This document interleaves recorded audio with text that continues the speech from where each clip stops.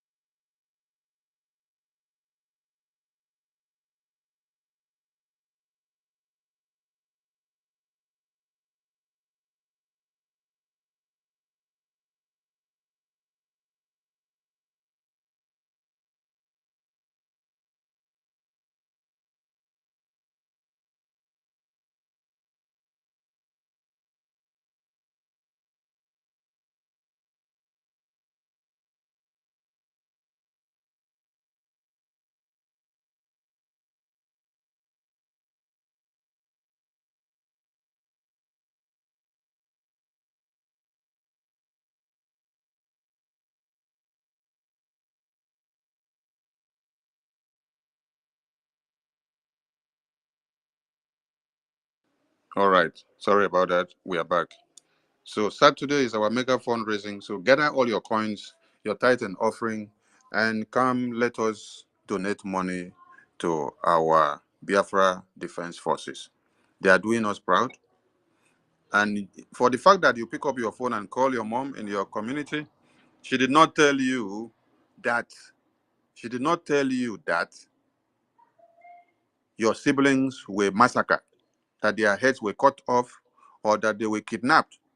Like over 600 and something that were kidnapped in southern Kaduna. You should understand why you must support our liberation. 600 and something were not kidnapped in Biafra land because of what? The defense mechanism that has been imputed by the Biafra Defense Forces. The modus operandi of the Commander-in-Chief of the Armed Forces of Biafra to the protection and defense of Biafra land is the reason why we don't have 600 and something kidnapped. These are pupils that went to school. And when you hear of this, because some people make the mistake of saying, oh, this is in the north. I have nothing to do in the north. Minister Jaja God, I see your message. We'll communicate after now. But reach out to 247 for the meantime. Then we'll follow up later. These days, I tell you, your brother Dave over busy pass himself. But I see your message. So, now, some people will say, forget it, it is in north. And the next thing they say it is Hausa. Let me tell you something. The people that have been kidnapped, the people that are massacred on daily basis in the north and middle belt, none of them is Fulani. They are Christians like you. They are your brothers and sisters. Some of your brothers and sisters, even from the Biafra land, are even amongst the ones that have been massacred. That is why some of you, when you hear that your brother is in Kafanchan for years and you've not heard from him again, you don't care to trace to know whether he's still alive. Fulani don't chop off his head, come out. The indigenous people of Nigeria were the Hausas which we knew before. But the Fulanis came for conquest. They fought them, they conquered them, and then they took over. Who made that possible? Britain. Britain made sure they bastardized the Christianity that they brought for you, and then they paved way for Islamic jihad to prevail. This very Britain, this same Britain that will come to tell you that we love you so much, oh, you should sing and dance and sing praises to God. This same Britain. So do not overlook and say, oh, the people massacred are Hausas. Oh, they are in the north. That is not happening in the north. Are you waiting until when it happens in the south before you now wake up and realize that what is actually happening is real? No. Visit the website of the government at your disposal at any given time. Also talk to people and drive their mind into supporting this liberation. All the people massacred, kidnapped, they are Christians like you. They are of your same beliefs. In their Quran forbids them from hurting each other. They hear me so? If there is anyone that they will hurt, maybe not the one we don't commit crime. But to say that they are going for conquest, then they now go and start killing each other of the same Fulani extract. No, they can never. So understand it very well that every massacred and slaughtered and kidnapped people in the North and Middle Belt and in the entirety of one Nigeria are Christians like you. Southern Kaduna is predominantly Christians. And when you hear that over 150 villages in Kaduna have been under the supervision of Fulani terrorists, you should understand what this means. So, Biafra Security Administration Database is where Biafrans should go now. While the blah blah is ongoing in one Nigeria, let us support our government to set the template and the space for us to get down to Lati Convention of the Declaration of the Restoration of the Independent State of Biafra, November, December 2024, because everything is set. Wherever you are now as a Biafran, there is no way you can identify yourself as a Biafran. But through the Biafra identity card, you can identify yourself internationally as a Biafran. Do you people understand me now? That is why the Biafra identity card is very important to every Biafran. The Biafra identity card is the card that carries all your informations and has nothing to do with one Nigeria. If you carry your Nigerian passport now, and then they start reading everything there, at the end of the day, the Nigerian passport will say that you are a Nigerian, which you were forcibly contrapped into. But when you carry the Biafra ID card, your village is Biafra. Your nationality is Biafra. Your place of birth is Biafra. Even if you were born in one Nigerian region, your nationality at the end of the day is Biafra on that ID card. This is the only document that identifies you as a true Biafran anywhere, that is internationally. For now that we have not restored our independence nation yet, for you to have international passport, this international ID card now is your international identity to show and tell anyone that you are a true and a real Biafran by blood. So it is of great importance that you explain to people. Tell them that from the one Nigerian passport that you carry, that there is nothing that indicates you as a Biafran. But from the identity card of Biafra, from the Biafra Security Administration Database, this is the only document that will identify you internationally as a Biafran. And it can be accessed anywhere in the world because it is internationally documented and digitalized. We are using the latest digital system of all kinds in the world, certified by Jumio. The latest, just digital in nature. When you walk past the airport unit, they'll ask you your ID. You put it like this. The thing will scan your face. Beep. As they just scan your face, it will match on the system, and then they show every of your information that this is you. It has been certified. Nobody can fake it. Nobody can adulterate it. Nothing can be done to that your data in the system. This is the only document that identifies you as a real Biafran. And it is everlasting. If you are in America or Europe without your passport, and then you have their national ID, you can use it to travel within the European Union because it serves as your international identity within the Schengen.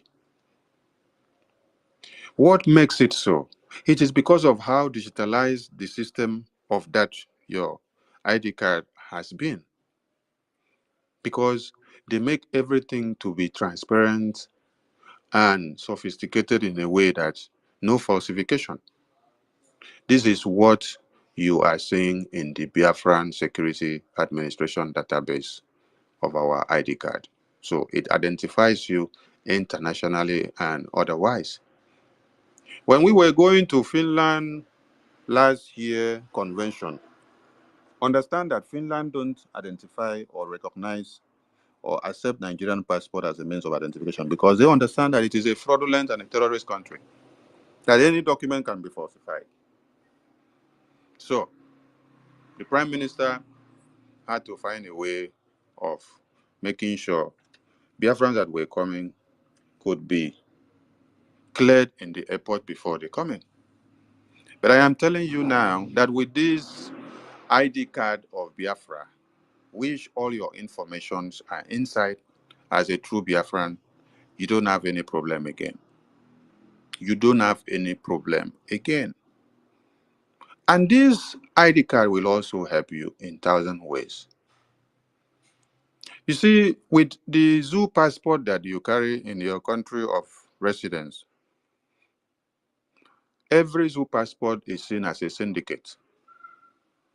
But for you who is not a criminal,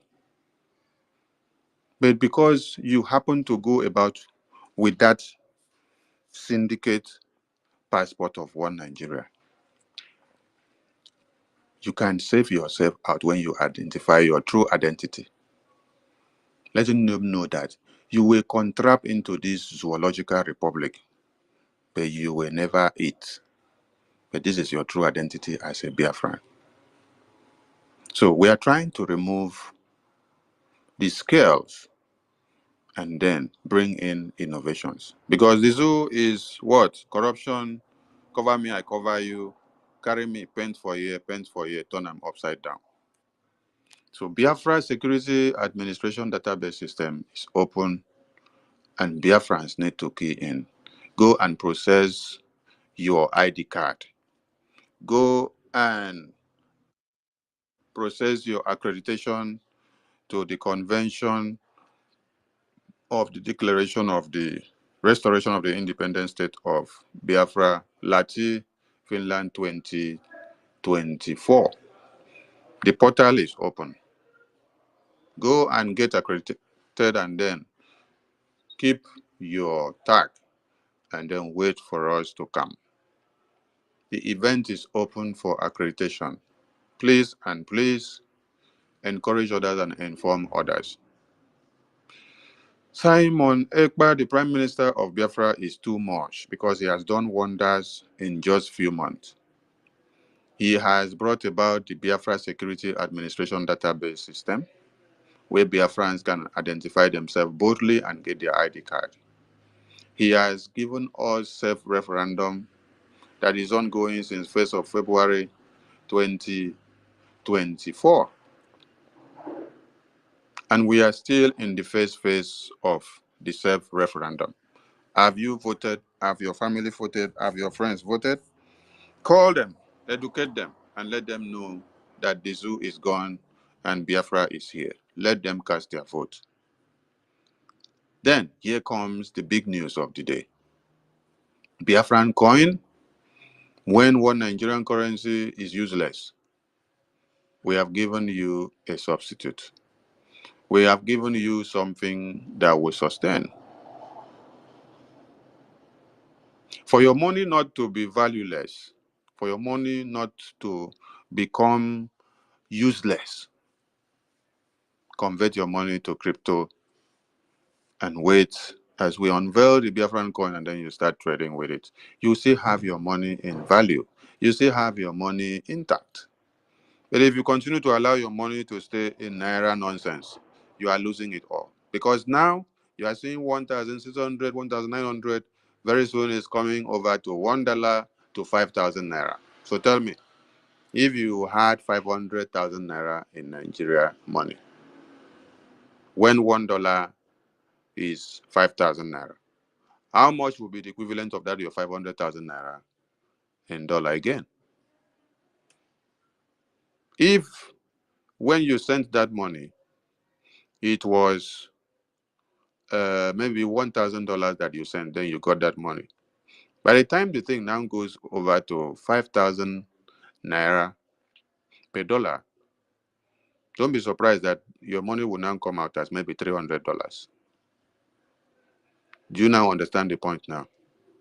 So, remove your money, change them and put in cryptocurrency so that you will not lose.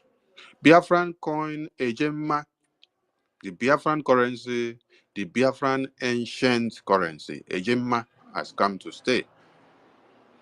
And it is $1 to $1 ratio equivalent. Those that are shouting Ekberima, Ekberima, Ekberima, Ekberima has brought about Biafran coin, and you are still shouting Ekberima. Is it only Ekberima that you're shouting for the past 3 years? What did you bring about? What you brought about was to sell off Mazi Nnamdi Kanu. What you brought about was to sell off ESN that is set up to protect your women and children.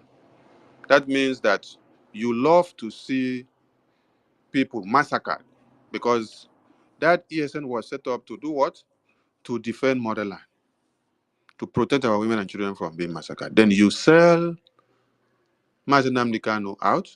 You now decide to also sell the security network out so that the children and babies of our own can be massacred and butchered, because that is what you love to be seeing.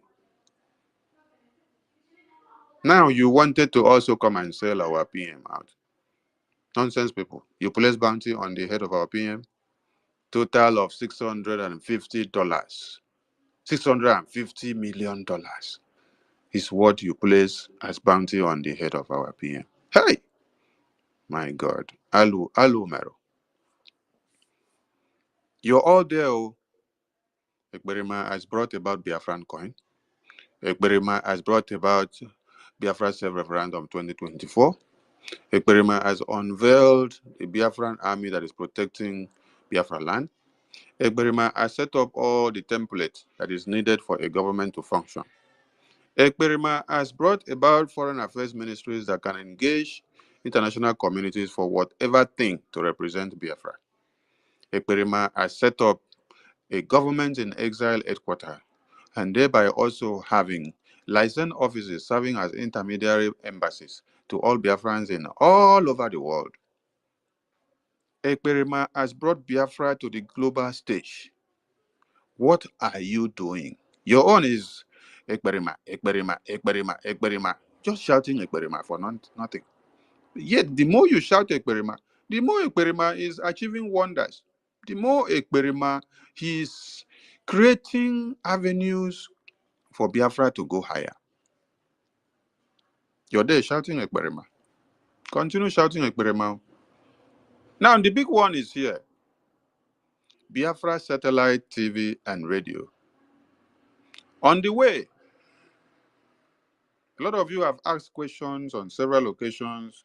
Prime Minister, we need communication because information is power. The people with no information are people that are deformed mentally. Yes, we understand. And Prime Minister told you the government is working on something. We've answered that question severally, and we are here to announce to you that the Prime Minister has given an hint now that Biafrans should expect the big one coming out in no distance time. Biafra Satellite TV and Radio, where all Biafrans will open their radio with finger battery that you can afford.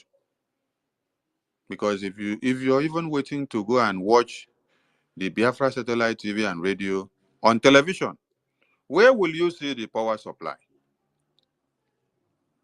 Where one Nigeria has decided to cripple all of you so that you will not even know what is happening anywhere. So if you're able to buy a small radio with finger battery that can work, when you key into our FM channel, you will hear the voice of Biafra coming out loud and clear in all parts of Biafra land and even up to Hausa land. The satellite coverage will extend to all those areas. And it will extend to Amazonia as well. It will even extend to some other parts of Western Africa because the range will be wide. So you that is shouting Ekberima, Simon has brought about radio and TV that is coming on. You're still shouting Ekberima. Oh my God. These are cheap black people. Very hard to change their mental. Because just like Kamsi said, it is mental disampo. So we salute all Biafrans. You need to key in and expect more. Because when you have a visionary leader, what comes to mind is what? Innovations, timely interventions.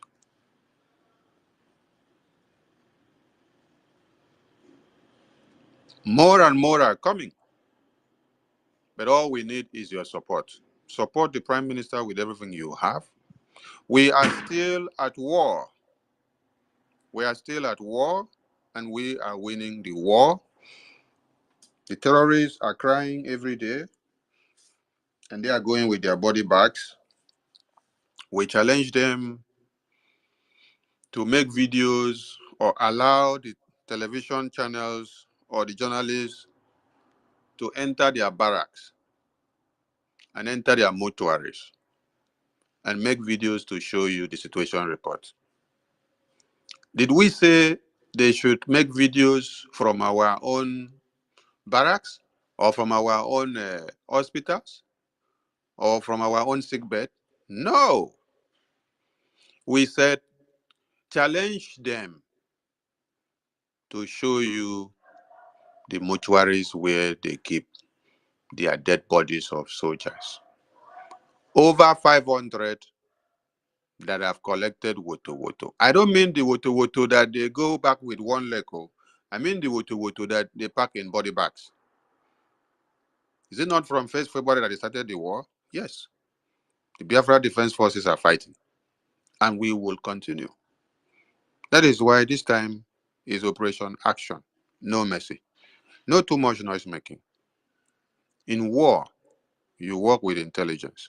Why one Nigeria are coming to make noise on the media, show videos and photos and shouting, we destroy ESN.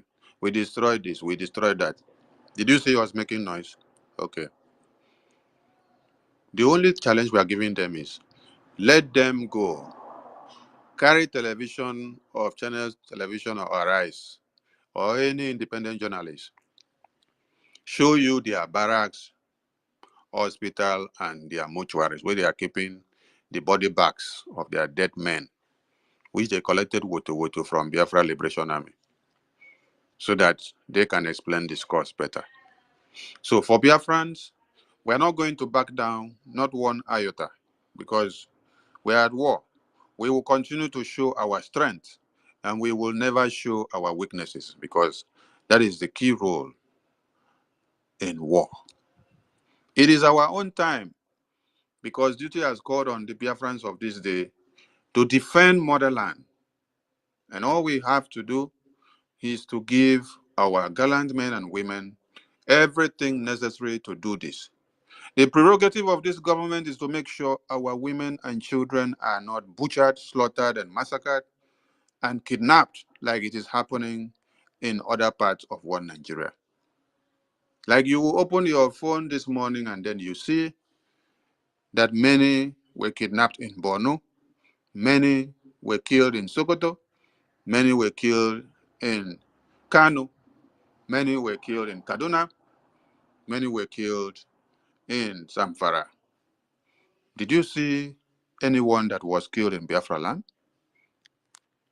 Do you now understand why it is very, very good that you key in to fundraising contributions in your country as a Biafran?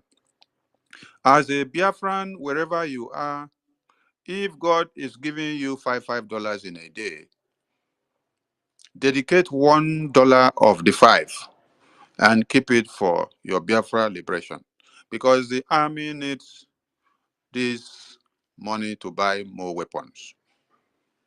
Did I even say their food? I'm not even talking about their food. I am even talking about the weapons that makes them to be able to defend motherland. So it is when you consider availability of the weapons first before you now start even considering what they eat and how they take refuge. They don't sleep. They are on watch 24/7.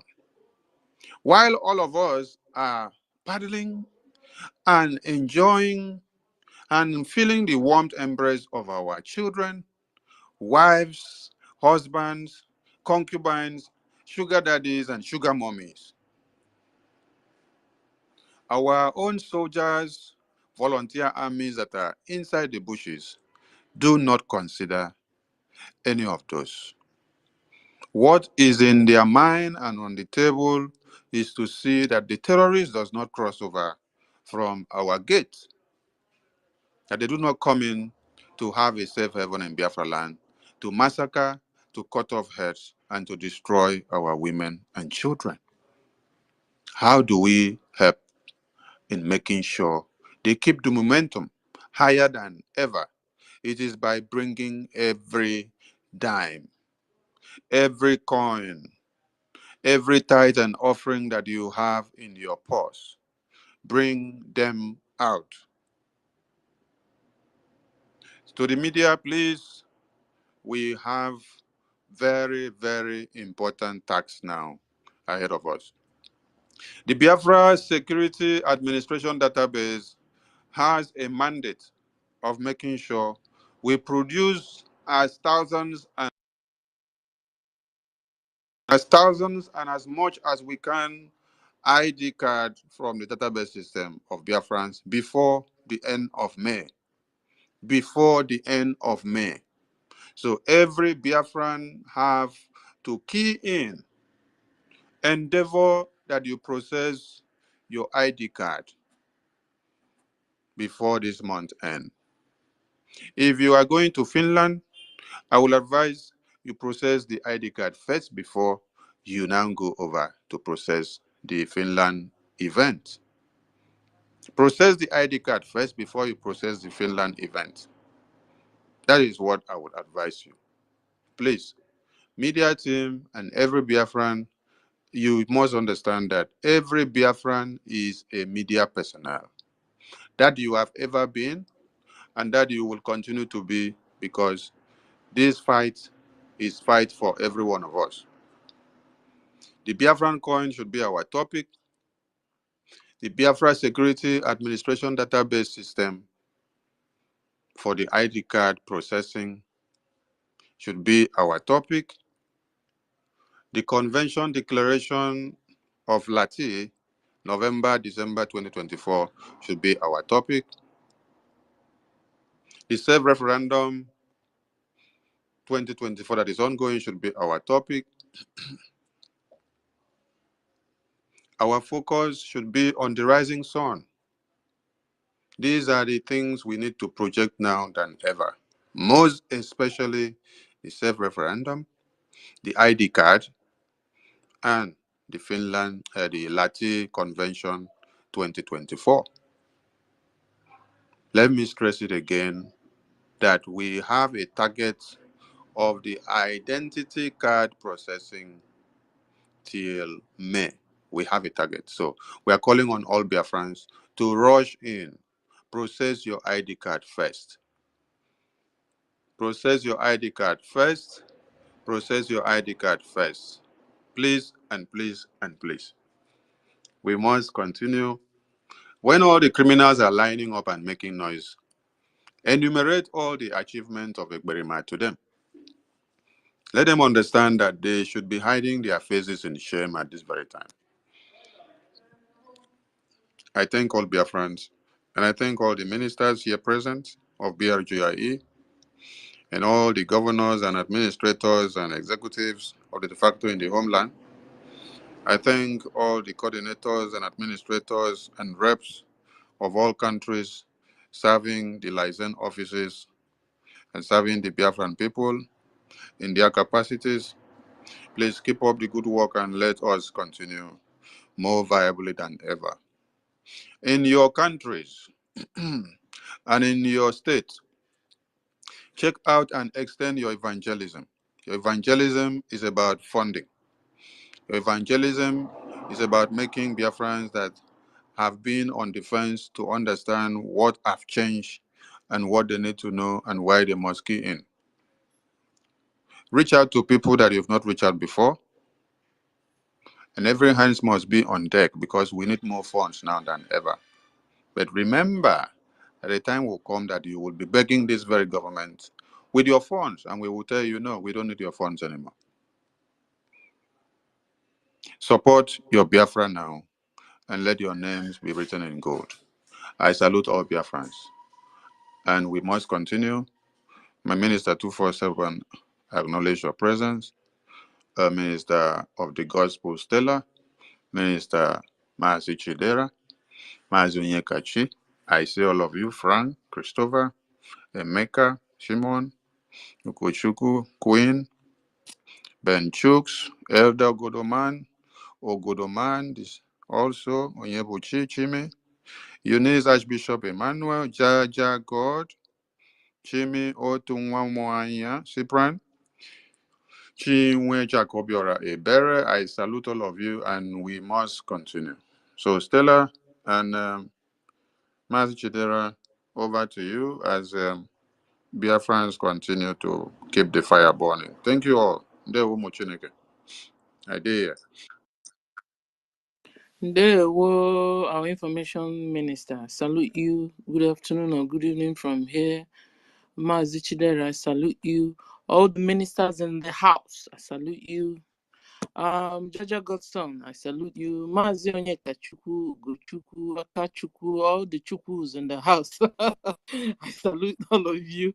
Shimon, Simon Ebandidi, I salute you. Emeka, I salute you. Christopher, I saluted you. Wimby, I salute you. Ben Chooks, Frank, we are many here. Ay, ay, ay, ay, ay. Tina, let me go down. John C. Drake, salute you. So good afternoon, everyone. Good afternoon. If I didn't call your name, I salute you from my heart. Good afternoon. And so the topic is Biafracoin, Biafra Satellite TV and Radio, BSA. That's the Biafra Security Administration, database website. Self-referendum that is going on, 2024. Self-referendum 2024. Simon, you too much. Yes, so you and your cabinet, you're too much. If not for you guys, I don't know what we'll have done. We will have done, the Biafrans, even the Christians, because even because of your works, the Christians also, in that Niger area, could rise up also these days and beginning to cry out and look for help. Yesterday we saw the market they brought down, Wuse market. I saw one woman, hey, she was really crying, saying that all the things she has is there. So at the end of the day, if not for, I also saw another video that the person was showing and saying, trying to console themselves, thank God that Biafra is here so that this problem, we won't see it in Biafra land. Thank God for Simon. Thank God for he and his cabinet. Thank God for de facto government in homeland, everybody that is making this thing happen. I said kudos, kudos, kudos, kudos to all of you. God, will continue to replenish you that is supporting financially to the cause. I said, God bless you. Like our information minister just said, it's not only in buying weapons. Guys are also eating. Some medical, some medications also they need. And a lot of things, all these liaison offices opening here and there is still out of the same money. and a lot of trips, and a lot of things. Ukraine, as much as they could, they were looking for, continue to look for money, and then imagine us, a new baby like us. No, we need more money, more than Ukraine, more than America. We need money. Please support, and support as much as you can. So I want to appreciate everyone. So to the topic, like me and the information minister had almost the same topic, because I wanted to bring in space, and I saw his own. I hurriedly brought it down, so that I can listen one two. So I appreciate everyone, appreciate him also. Chidera, help us so we can be bringing people in, because today is like telling us all the achievements Biafra government, you know, has gotten on our behalf, on Biafran's behalf. If not for them, if not for BM, I don't know what we will have, we will be doing. The way they are massacring people in both in Kanu, in Kaduna, in Borno, in Zamfara, without resistance there. I don't know what would have become of us if not for Biafra government. So Biafrans and Christians have been massacred, subjugated, annihilated, marginalized, and have been treated as slaves in their own supposedly country. There has been war going on against Biafrans and Christians in Nigeria, and the world is silent. Christians and Biafrans are forced to be converted to Islam or be killed. But they are saying no to Islam. And their heads are being chopped off in a broad daylight. And nobody is resisting the Fulani Islamic Nigeria terrorist army, except for Biafra armies, ladies and gentlemen. Except for Biafra armies, Biafrans, example, Simon Eba and the cabinet created there. Simon Eba and the cabinet created Biafra armed forces. Buhari was mocking us. If they're serious, let them form a country within a country, a state within a state. We have done that. Thank God. We now understand what it takes to have our freedom, and we are following it judiciously until we get there. And it will happen this year by fire, by force. So we have created Biafra government in exile, de facto government in homeland. In fact, Biafra government have created 14 new independent states of Biafra. They have created liaison offices in all the countries where Biafrans reside. Biafra government have well over 200 cabinet members. We also have global representatives in Africa, in America, in Europe, in Asia, UK, Australia, if you're just visiting this space. De facto government in homeland have their governors too, administrators, secretary of state, financial secretary, name it. We also have Biafra police forces.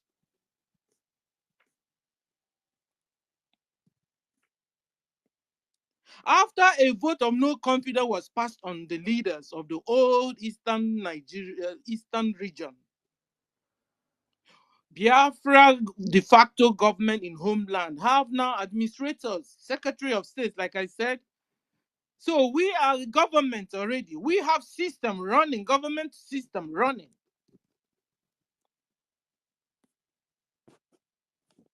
Also, Biafra government adopted 3 religions, namely Christianity, Judaism, and the traditional religion. Biafra government takes care of our armed forces through weekly fundraising by Biafrans subsequently. We have now Biafra Federal Reserve, ladies and gentlemen, digital currency, Biafracoin, that is now substituting Naira. Because the more the Nigeria go down, Biafra goes up or rises up. And that's why all our eyes is upon the rising sun. Biafra is rising, and there's nothing the devil can do about it. When I'm talking about the devil, you know the devil. By their character, you know them. And British is one of them. We also have Biafra satellite, TV, and radio. That's the latest now. And this one is making the Fulani Islamic jihadist Nigeria government mad. Because the more they try to pull us down, the more we rise up. We also have Biafra Security Administration Database website, where all Biafrans are now keying up. Seriously, keying up to register. To register for the convention coming up. Also, to register for their international ID cards. That is by GMO verified or certified. Biafrans are applying already, starting with Biafrans.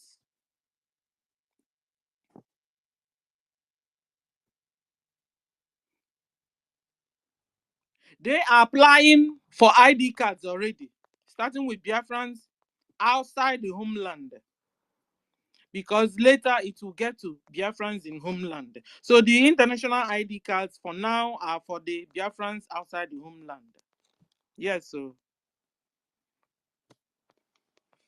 And also, ladies and gentlemen, as I speak, Biafra self-referendum is going on.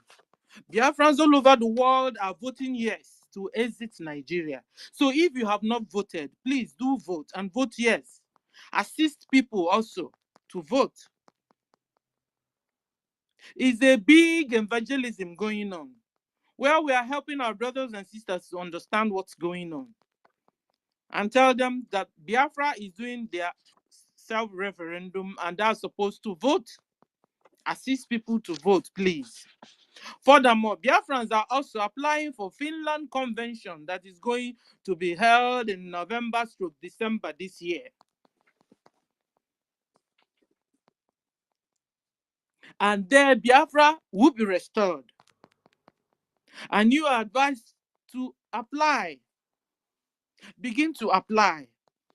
But first of all, you have to apply for your international ID card first. And then you apply for your, convention program.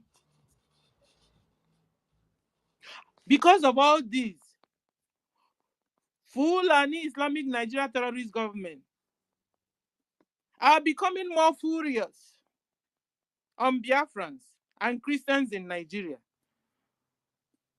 They are being consumed and swallowed up in their quest for Islamic jihad. These people are showing no mercy. They have just kidnapped over 600 pupils from school in the northern part of that Niger area. And nothing is done about it.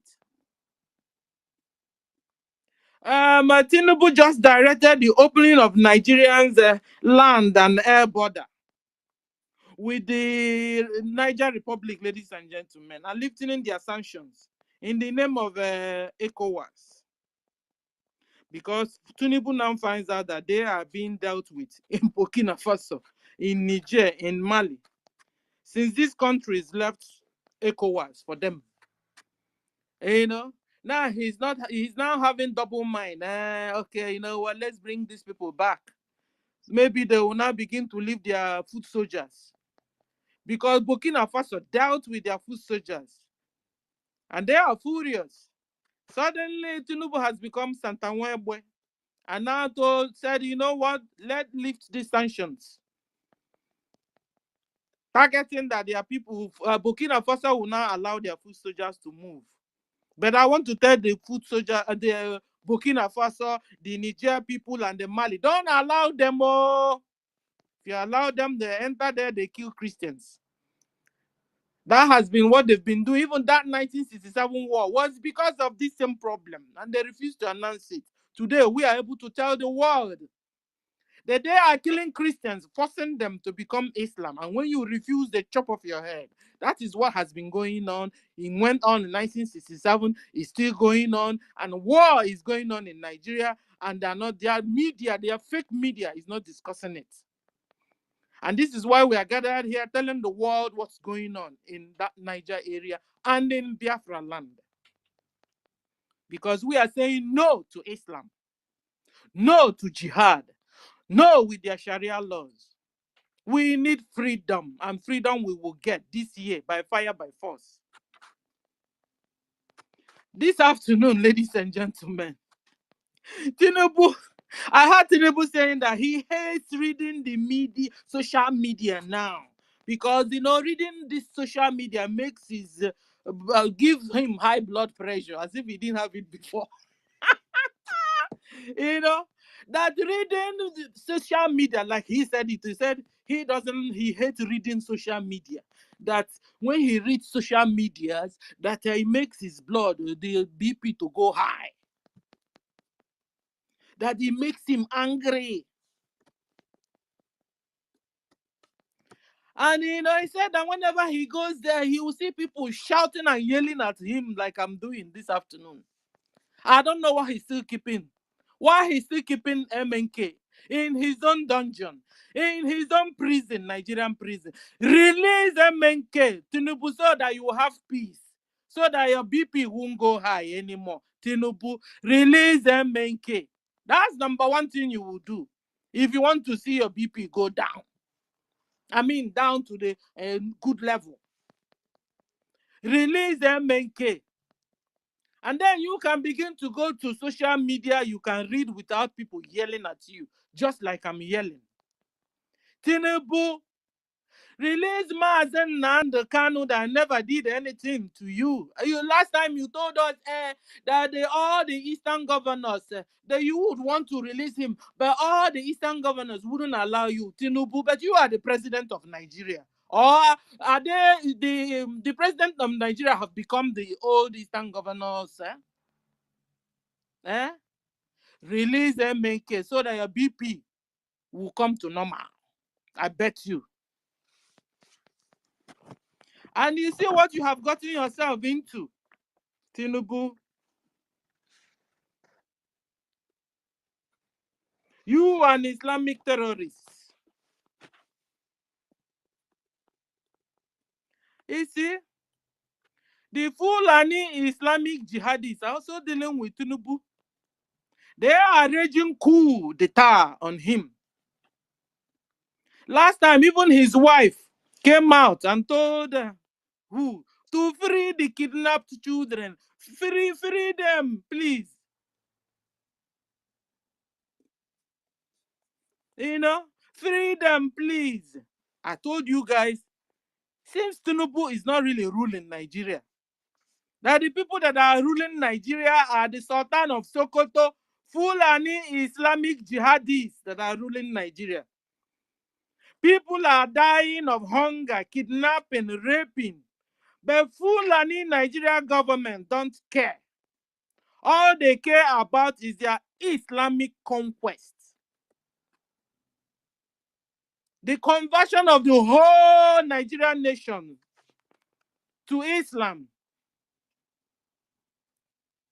By fire, by force. They don't care for humanity. Furthermore, I noticed this morning that Fulani Islamic Nigeria government are now issuing Nigerian passports to their terrorists to travel so they can attack the West also. Yeah, so they are now come, I give you, everybody take your passport and give you visa so you go out. Like our information minister, as you're going out, Fulanis are occupying your land. And you remain there because you coming back only to find out that Fulani is in your father's house. What will you do? You go back to where you're... In fact, some of us will say, I don't want to go there back again. Deceiving yourself. You will not become nomadic. Just the way Fulanis were, because that is their target. As they're occupying your land and taking your mineral resources, selling them and bringing more money, they will now buy weapons and come and attack you wherever you are, in Australia, in Africa, in America, UK, Asia, wherever. So it's of no need of running. No, you better face this enemy once and for all. And this is what Biafrans are doing. So I'm like talking to other indigenous people to stop running. The Yorubas, stop running. Middle Belt, stop running. Hausa, you are not used to running. Chase the Fulanis out of your land so you can be free at last. Chase the Fulanis out of your land. The way Biafrans are doing. Create a state within a state. Fight. If not so, Fulani will decimate you and you will not be anywhere to be found. So, ladies and gentlemen, what are you doing? What are you doing to support Biafra government?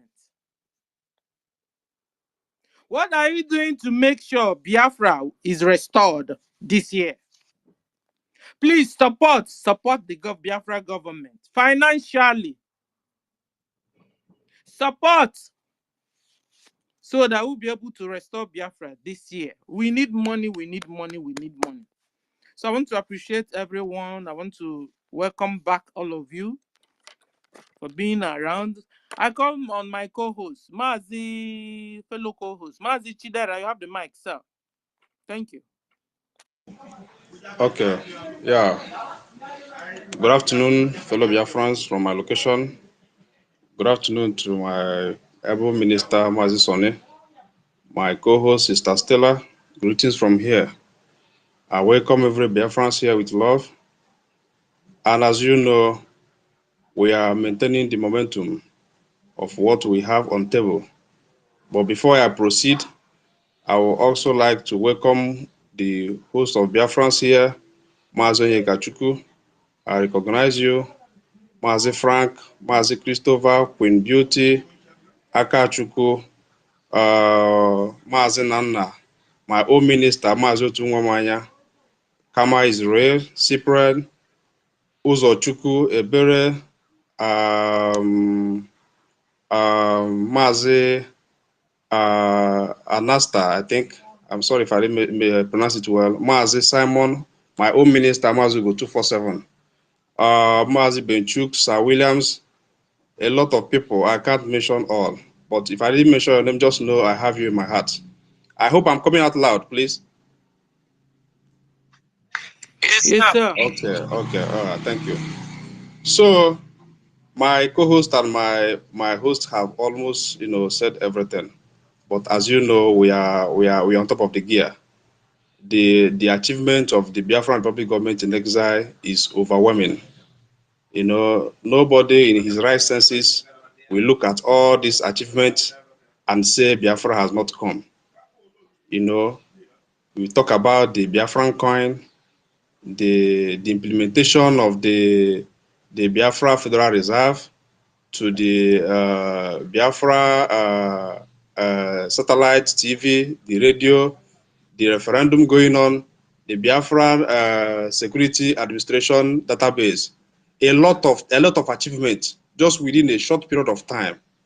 That is to show you that we have a prime minister that that has vision for his people. Just like our own leader, our supreme leader, Mazi Nnamdi Kanu, he had a lot of vision for us. But those cockroaches within him couldn't allow him to, to showcase what he has for Biafrans. But as you know, God have a reason for all that happens. And let me remind Biafrans that even before the kidnap and the extradition of our leader to the zoo, he made a powerful statement that was some days before the kidnap.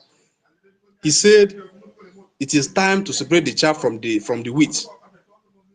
And he wants to let Biafra know that a lot of things lies ahead, that many people are going to be bought over. But he's not telling you to to stop you, but he's telling you to to be mentally strong for what is to come. And the evidences are numerous. You have seen the cockroaches those people, those career agitators who came to the struggle in order to make fame. Now you see them falling apart, falling by the roadside. But those of you who were chosen by Chukwokike, you see yourself, progressing, going higher with lots of achievement, just like our Prime Minister. I also encourage Biafrans wherever you are, those of you who are sitting on the fence, who doesn't know what is happening, who think that the POS are doing it right, my dear, all you see there is lies. Because those people are cockroaches. Those people are urchins. They came here in order to make fame. Just like the useless idiot that was saying that he ended the almighty Eastern Security Network that our leader created. He handed it over to the zoo governors from the southeast extraction. And you come to tell me that we are in the same struggle. You look at everything that the government has done, this Biafra government has done. Everything they have done is top-notch.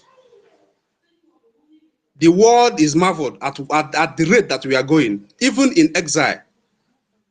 When you go to the Biafran government website, you see things by yourself. We have everything is authentic. What independent nation cannot do, we are doing it.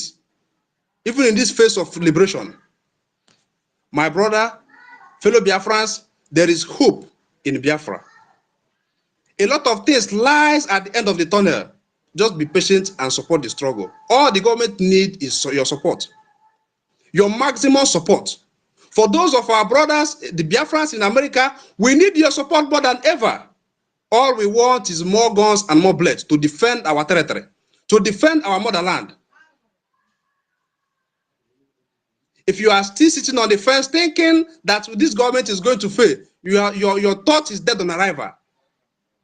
Because we are 100 million times ahead of you. My respect to my Prime Minister, SIMON2Much, the Obatobie, the Mbedike of Biafra. He saw today, and he's leading us to the right path. He maintained the momentum. He took over the template of our leader, and look at where we are today. If you look at the government structure, you are looking at Biafra. Just like our people, our brothers in Abuja, those people that their market was affected by the orchestrated fire break of the zoo. The Aboki, they did it. No one else did it, not other than the Aboki. They bought the market. And you see them giving praises to Biafra Republic government in exile because they are doing the right thing. So, I don't know why you people are still sitting on the fence, thinking that you are playing smart.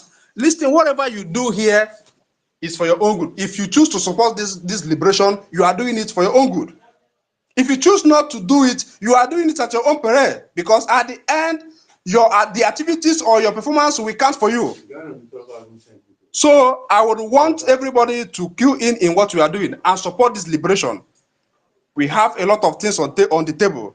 That's why we are maintaining the momentum. All we have to talk about now is the government, the Biafran satellite, the Biafran satellite TV, the radio, the Biafran security administration, the referendum, the Biafran voting referendum. That's all we want at this moment. And also your support, because with your support, we can able to move more mountains.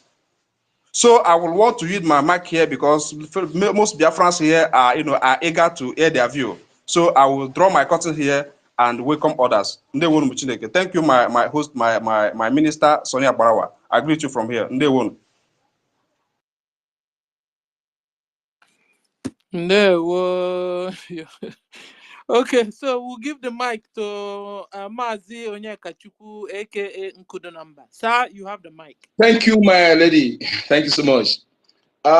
Greetings, my Honorable Minister of Information, co-host, and my ladies and my comrade in the house, other ministers. I love you all so much. So much. You are the best thing that happened to me. Ohamadiki Danyuma Mbombo Agụ na-eche mba dị anyị mma mbom. Ọhamadike dị anyị mma mbom. Agụ na-eche mba dị anyị mma mbom. Onye chi mere eze na mmadụ apụghị na oyoyo. Ọbata obie agụ na-eche mba 1.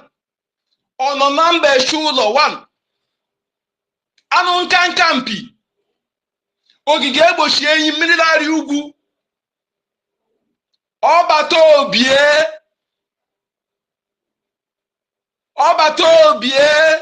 the good guy, the universal peace ambassador. Sir, thank you so much, sir. I love you. Thank you for your good work. Thank you so much. Thank you. Thank you.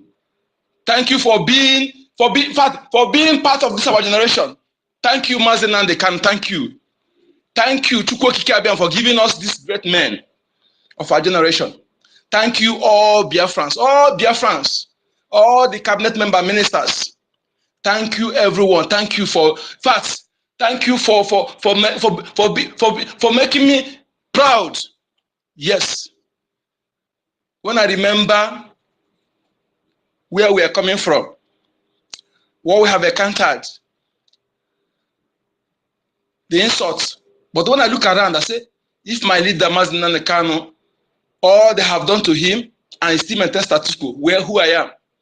When I look at my prime minister, all the attack since our leader was kidnapped, he maintained the toughest mental toughness, the highest mental toughness.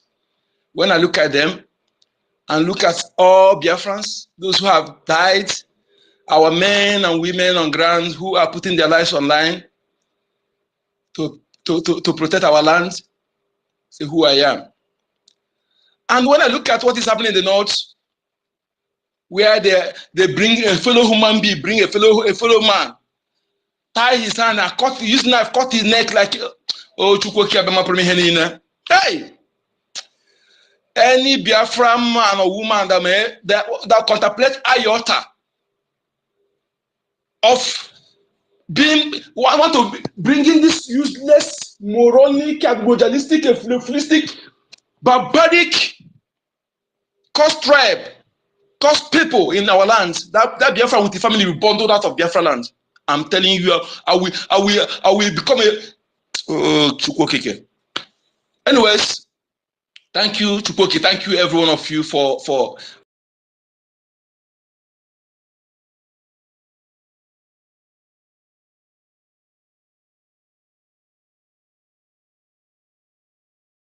when you are doing something willingly, you see results of those who have unite one mind. Those who are doing it with you, you people achieving results, you'll be energized.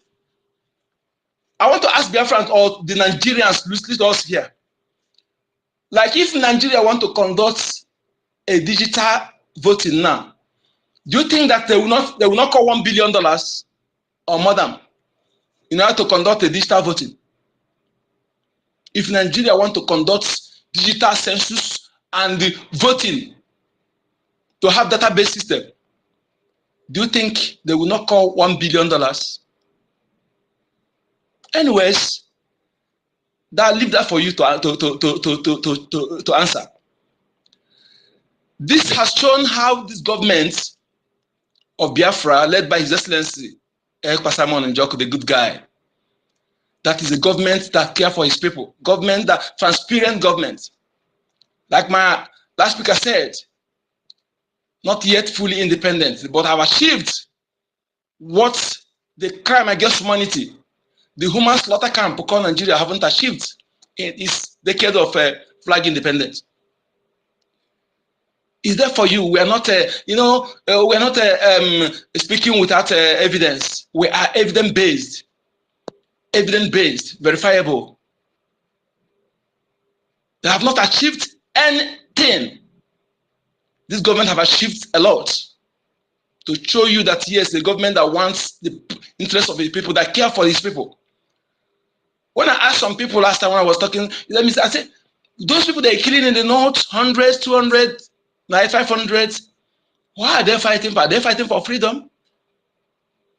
Who are those who stop them from carrying out such attack? They plan more than what you see in the north. What they plan for against Biafran people is 10 times more than what you see in the north. But who made it possible that they're not able to shift that evil? Is it your governor?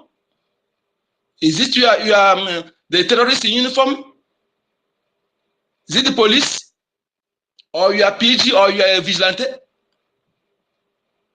Tell yourself truth. Even if can't see at the edge, you will know everything, and you say you don't know the truth, then you're deceiving yourself. You're fooling yourselves. Because of Biafra government, because of effort of SIMON2Much and sustained and upgraded by his spiritual son, number one disciple, the Anunkan Kampi, and the government of Biafra and all the Biafrans who are contributing, who understand that the best achievement for their children and unborn generations is not mansions, not fleet of cars, not hotel, but to make sure that they have a nation where their lives will be saved, where their future well-being will be granted, where their efforts, their achievement, their talent will be harnessed, where you will invest and your investment will germinate and they grow and bear more fruits. Not where you will invest and within few months or years, breeze will carry it. Just like what happened in Lagos and what is happening now. They understand that the best achievement for their children is make sure that they do not inherit the status quo, the unworkable, the incompatible union, the expired union, the unsustainable crime against humanity called Nigeria. That is the parent that really love their children. If you say you love your children and unborn children, and you are anywhere in abroad or in that contraction, and you are not supporting Biafra restoration, and you claim you love your children, you are the worst enemy of your children. If you are here and you listen to me, your parents is not supporting Biafra, and you're a Biafran, you're from Eastern region, and your parents not supporting Biafra, they are your worst enemy. Yes, no matter the amount, whatever they think they have, choose Biafra over those things. But those things cannot save you, and it cannot last. Those enemy who control the territory where you call your land, just one policy they will make. And those things you think that you have arrived, well, everything will be vanished, and you go to square one. That is if they want to save, if they save your life, because what their plan is to wipe all the adults and leave the young women and the children, those that can impregnate. They have leave the children that within 2 years they forget where they're from, they forget their language, they forget anything about them, what they did to Hausa people. That is their plan. That is their plan. But Chukwu Kiabiama, who love us, sent these great men of our generation, men and women, to make that not happen to us. And can beat my chest, tell you that nothing will stop us from fully restoring our United States of Biafra, the independent United States of Biafra, where your talent will be harnessed. I was asking someone last time, why is it that they are not doing nothing like a talent show for scientific innovation and creativity? Why is it only BB Niger, only comedy, only nonsense movie, and singing? Why no scientific innovation talent show? Why? It's a deliberate action, because they don't want you. Those areas that with the thing that will make you great. They only sponsoring BB Niger. If you check those who are sponsoring BB Niger, it will shock you that is the Fulanis. It will shock you that they're the ones sponsoring the BB Niger. to put your mind, to make you to be focusing on nonsensical nonsense, something that will not add value to your life. While they are busy taking over, I tell you, if you don't have anything in science and technology, you are nothing. You are chaff. So my people, I am proud of this government. This government have achieved a lot. And if you are still sitting on the fence, I thank God that when I'm preaching, I'm telling them what, continue telling them what we face them. Telling them what the government is preparing, the law, what the Biafra law we do, how Biafra law we deal with them. So the person will say he did not hear. Use South Korea to give us. I'm telling you that South Korea, we are going to adopt more severe than that. Yes. By then, when your children will realize, because unlike 1970 to 70, when there was no social media, some parents lied to their children against our eternal leader. This time around, the truth we are telling you now will be on social media. Eventually, your children will see it. Even if you are died, then they will hate you. They will unite to a grave. That you are the one who caused them what they will be suffering. Then, you can avoid it now. You are inexcusable. The referendum is ongoing. Apply for ID cards. And if you have what it takes to go to Finland for the declaration, prepare for that. It's the best achievement for your children and unborn generation. My name is Biafracoin, AK and code number. Thank you. Okay. Thank you, Biafracoin. You have said everything as it is. Because these people, those Biafrans that think they have money in the zoo. Anything you are hustling now, or anything you have without freedom for your children or your generation, that thing is just like a chaff. Because why I call it chaff is because the then Nnamdi Azikiwe, who fought for Nigeria, when they were telling him that Biafra is the only way, Biafra is the only thing that you do to make sure that you fought a good fight. He said, one Nigeria, one Nigeria. Today, Nnamdi Azikiwe cannot be remembered for anything tangible. Not even their children. He lost his heritage. Everything about him is completely gone. The only reason why we are still even, talking about him somehow is just because of the few things that he left behind. But to give him the respect he deserves as someone who who was in the forefront of the then Nigeria flag independent, he cannot be remembered for anything good. The zoo made him just like they made him useless and worthless. So while we are saying this in this cause of liberation, we are calling upon Biafrans to come up and fight for your rights. Make sure you fight and restore a nation that your kids, your generation will be very, very proud of. That whenever they look at you, or whenever they look at your picture or anything, they will be, they will be very, very proud that their father or their brother, they fought a good fight. And indeed, they restored their dignity. Indeed, they brought a nation that they can be very, very proud of. Why then are you missing this opportunity that you have? If you have the opportunity to finance this liberation, why then are you heading back? Come forward and support this liberation. Even if you don't want yourself to be reviewed, or you don't want your name to be shown, come as anonymous and support the liberation. Go to the website, fund it, pay your tax, pay your liberation tax, support the weekly fundraising, and get your receipt. Keep it for yourself. Because in the due time, you're going to need it. In the due time, you are going to need it. Come forward and fund this liberation. We need more guns and we need more blood to protect our women and our children, to protect our aged mothers and our aged father in the homeland, to make sure that they are not being killed by the useless Fulanis, the cattle rearers. These things that we are doing it out of passion and love, because we love our dear nation Biafra. That's why we are fighting to make sure we restore it, and nobody can stop it.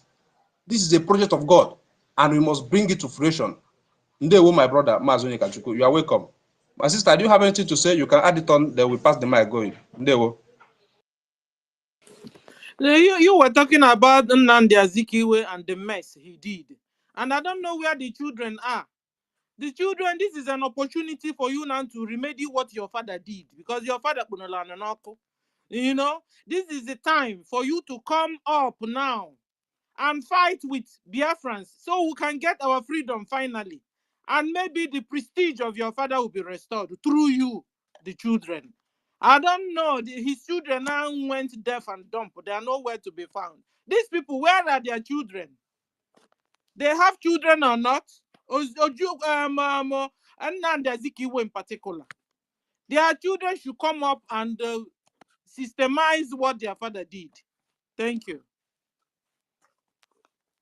We'll call on Frank. Frank, you have the mic, sir. All right. Great Biafrans, lovers of truth all over the globe. You are welcome in this space. You people are amazing. We are all wonderful. The host, our gallant Minister of Information, Mazi Sonny Abarawa.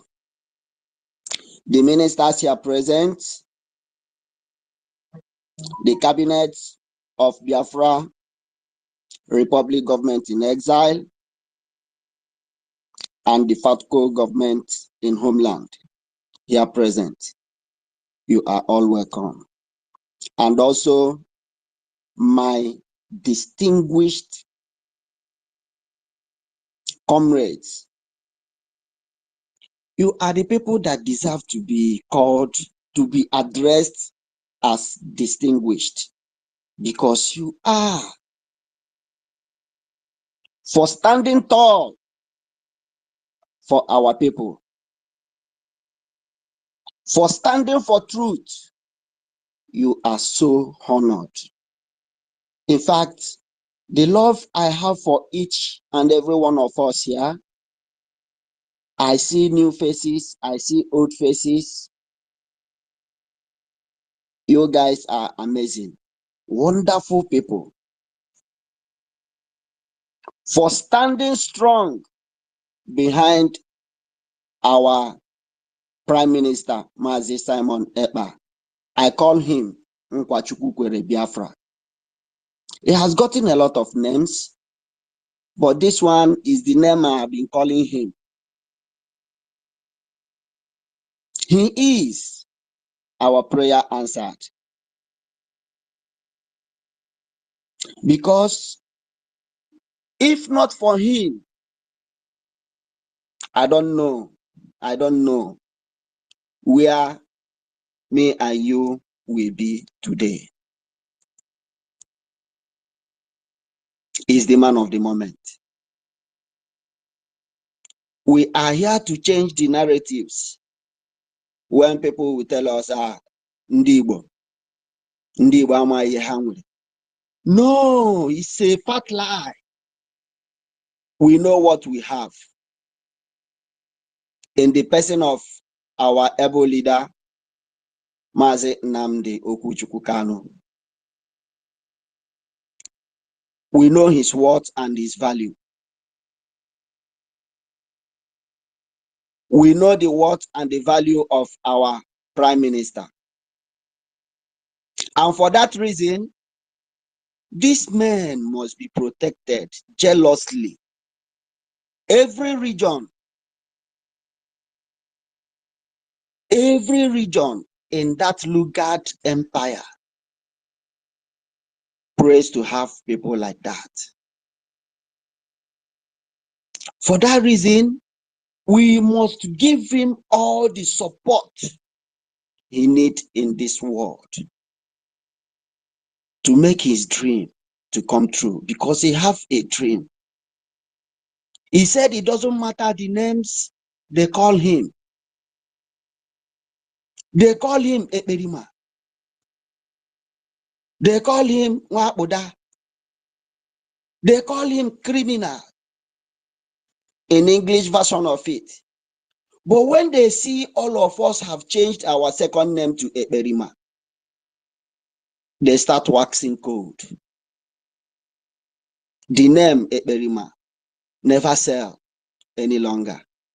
But this man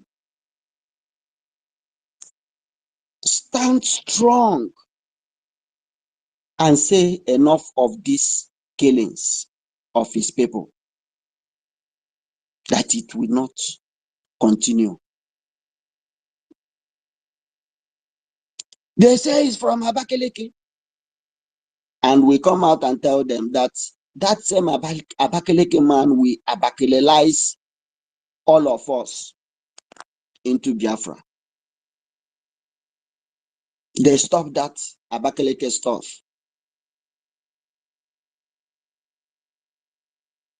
Upon all these name callings, he said it doesn't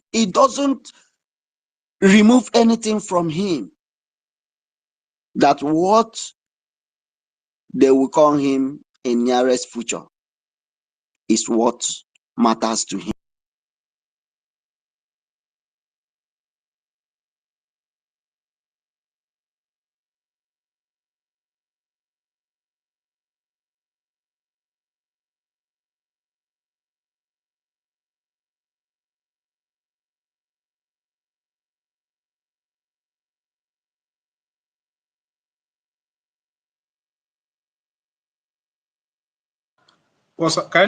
Okay, I think Mazi Frank is having network issue. Oh, and he was making a lot of sense here. Can you hear me, Sister Stella? Can you hear me? Yes, sir. Yes, sir. Okay. Okay, he's back now. Mazi Frank, can you hear me? Yeah, Frank. Can I continue? You can continue. Yeah, you can continue. You are making a whole lot All of right, sense. You can continue. All right, thank you, sir. Thank you, sir. Sorry for the interruption. They kicked me out. But no matter what they do, this gospel must be preached. This message of freedom must be preached. This gospel of truth must be preached. They can never stop us. Like as I was saying, our gallant Prime Minister is on a mission. And this mission is heavenly mission. He is on a divine mission, of which no man, no woman can stop him. No man born of a woman can stop him. Biafra is here to stay. When you take a look on what is going on today all over the world, you can believe what I'm telling you. Let us come home to that Lugard empire. Do you see what is happening everywhere? The way these people are sharing the money that are made to do things for life to be easy for the citizens. They will share this money within themselves. They will share the money within themselves. But look at our government within short space of time, what we have accomplished.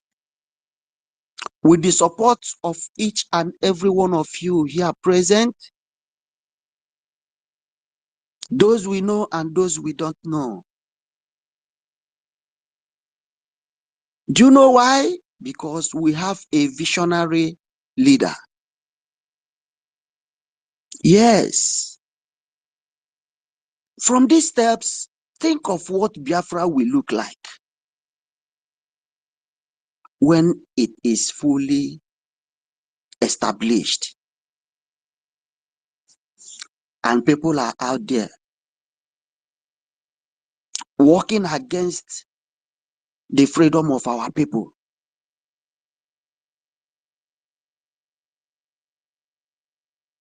Who are you without freedom? No matter your money, no matter your what. This is ordinary paper. Without freedom, you will be nowhere to be found. Nigeria looks like this today. What about when you are gone without you seeing how your children are doing, even with all the money you have left for them, but they don't have freedom? My brother Mazi Chidera was talking about Dr. Nnamdi Azikiwe, whatever. It is because he left no legacy. That is why even his children, nobody talks about them. Because karma have fallen on him even at his death. He kept no legacy. In fact, that reminds me, we should not forget this. His name must be blotted out. That Nnamdi Azikiwe, with time, it will be changed. Every street bearing his name must be changed because he's the reason we are in this mess today. Yes, his name must not be remembered. Never, because it is all these facilities that make us to remember his name. Zik Avenue, Zikiwe. Let me interject you a little bit, my brother.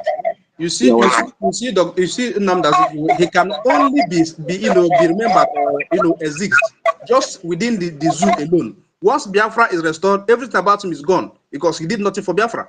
He only fought for useless Nigeria, and if Nigeria is gone, he's gone too. That's just it. That's why those that have the opportunity to fight for Biafra today, they should join forces with us to restore this nation so that they will be remembered forever. You see, when we say their name will be written in gold, they can't understand until then. So continue, my brother. thank you, sir. Yes, his name must be blotted out.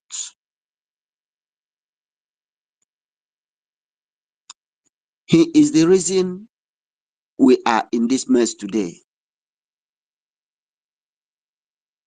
Look at the so-called country. If I call Nigeria a country like this, my belly go turn.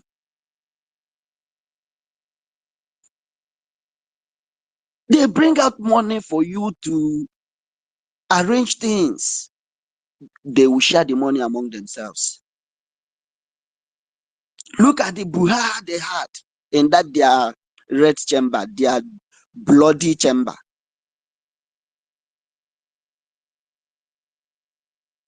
Abaribe was there. He said nothing. He contributed nothing. I watched it.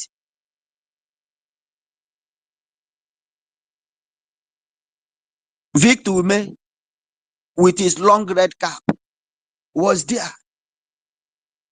He uttered no word. Only for Abaribe to allow himself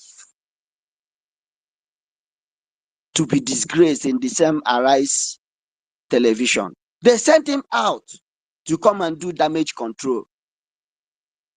Not knowing, these people are mad. They don't know what is coming. They sent him out to come and do damage control. But little did they know that all of us here present, we watch that program and analyze it in the way our people will understand. He wanted to say, I was given 260 because he feel he has brain. He come back and say Abia State was given. Sir, ma, listening to my voice, or we join us later to hear what we are saying. If you know any what did they call it? They said it's a constituency project. Come here now, pick up the mic and tell me any of the constituency projects in your locality, in your state, in your villages, starting from water, good road, light, good school, hospital. Name them. Pick up the mic now and tell me. Quote me right, quote me wrong. They share this money among themselves, year in, year out.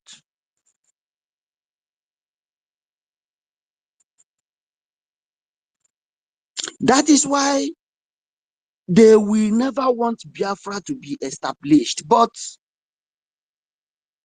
the good news is that we are here today. It is either Biafra or nothing. Because me and you will not continue to see things like this happen to our people. Our people need our help. And we are here to rescue them from these demonic fellows. What do you expect when they gang all the terrorists in the north and put them as our legislators, as their legislators, lawmakers? They gather all the criminals, all the gangsters from the southeast, put them in the red chamber, bloody chamber, to represent who?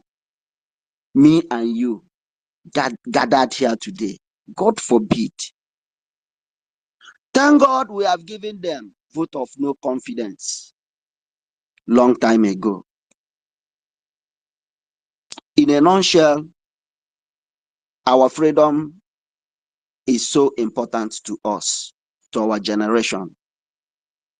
Do all you can do to support this liberation movement, because it is the only solution. I saw what our Minister of Information posted. I reposted it also. Where children, building collapse on top of children in the same country where people are sharing such amount of money. They cannot put a good structure. When I was growing up, I heard them say youth are the future, are the leaders of tomorrow. The leaders of tomorrow, they will not come out to tell us how many children that died inside that collapsed building. Nobody, no news we mention the number of pupils that, oh, and people want us to continue like this. For how long? Let me ask them. For how long? A country where the kidnappers are the trending things on the social media today. And these evil media houses will be proud to announce it. They will come out to air it without saying the real cause and the reason why this must stop. They kidnap how many children? Then have you asked yourself, how did they convert these people, these children, to their base? 600 innocent children. How? Okay, let's say they use a Dangote trailer. Do you know how many trailers that will carry these children?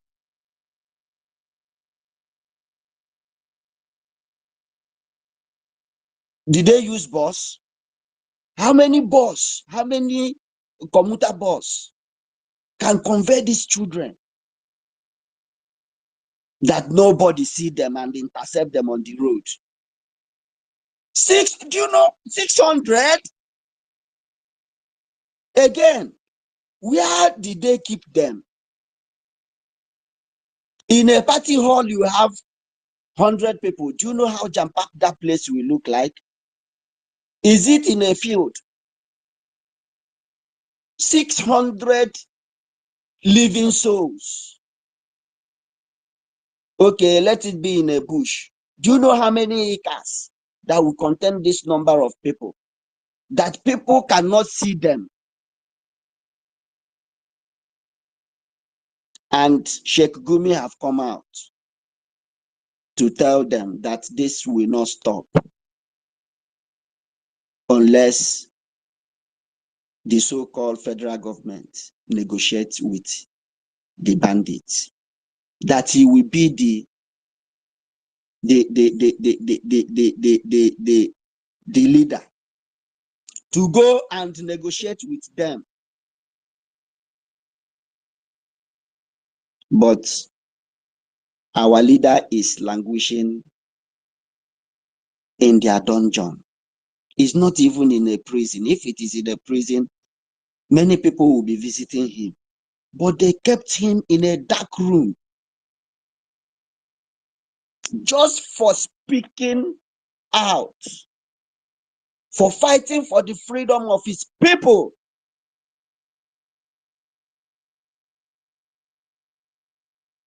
They kept him there. Great Biafrans, lovers of freedom all over the globe, join me to say thank you, sir,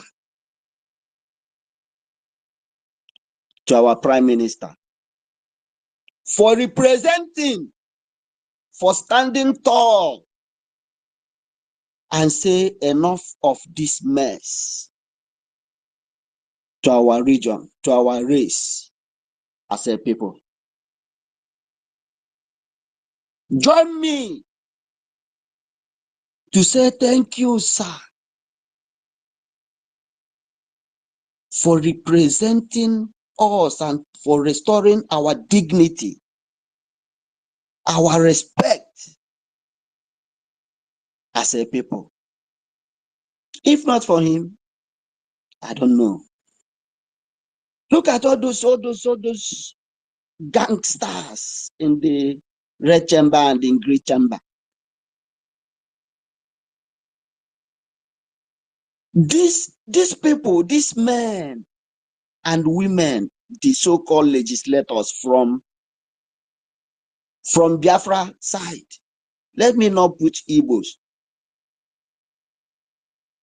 but we are the head. We are the head that is taking these bullets to other Biafra states.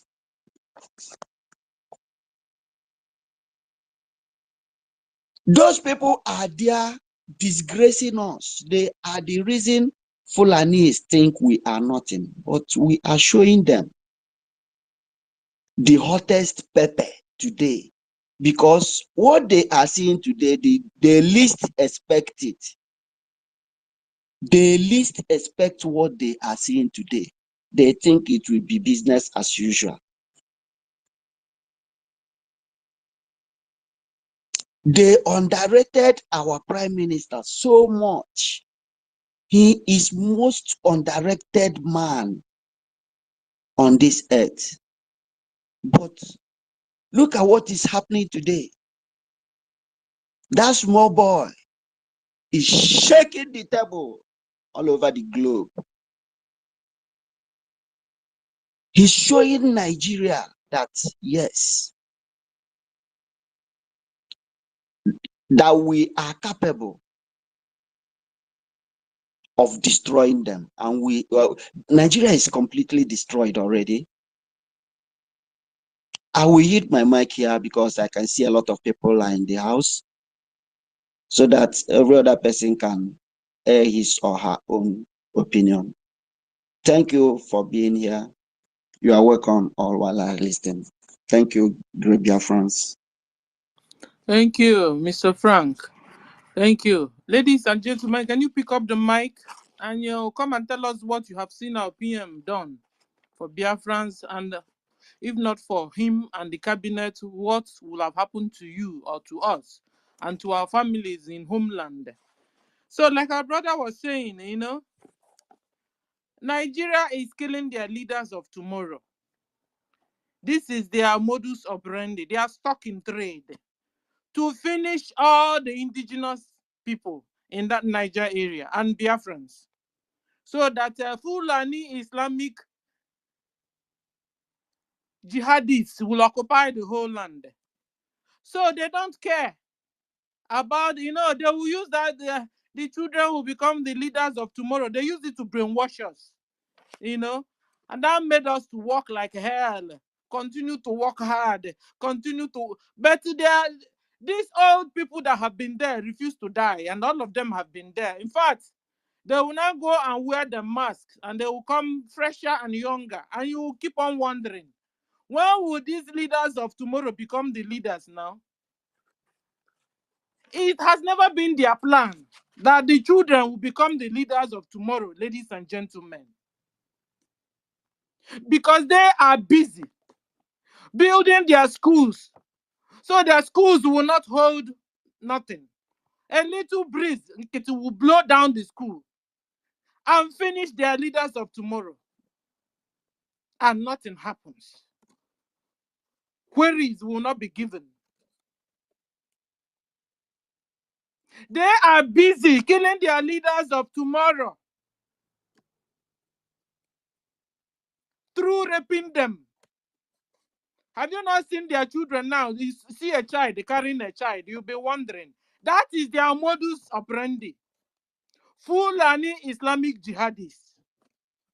No wonder they will marry 2, marry 3. Like one of our brothers said, Fulani he met in America or somewhere. What did the Fulani say? Hey, I like your sister, I'll marry her.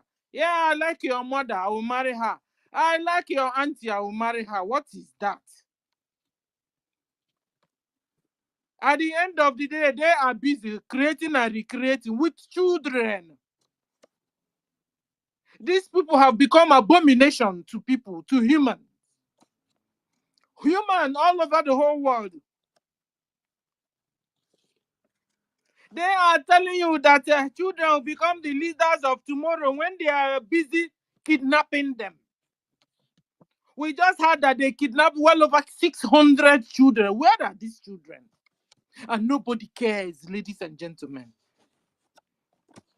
People that managed to talk, or Tinubu's wife that said something a bit, maybe they warned her, she kept quiet immediately. Nobody saying anything, ladies and gentlemen. So it's a takia when they say you are the children are the leaders of tomorrow. No, it's a lie. It doesn't function like that in Nigeria. It doesn't. It's a takia, it's a lie they use in brainwashing people. Because even when their fathers are quite old, they will go and wear her mask younger than 50 years old, and he's still there ruling. Even when he's peeing and sheeing on his body, they are still there. And their whole children will go deaf and dumb.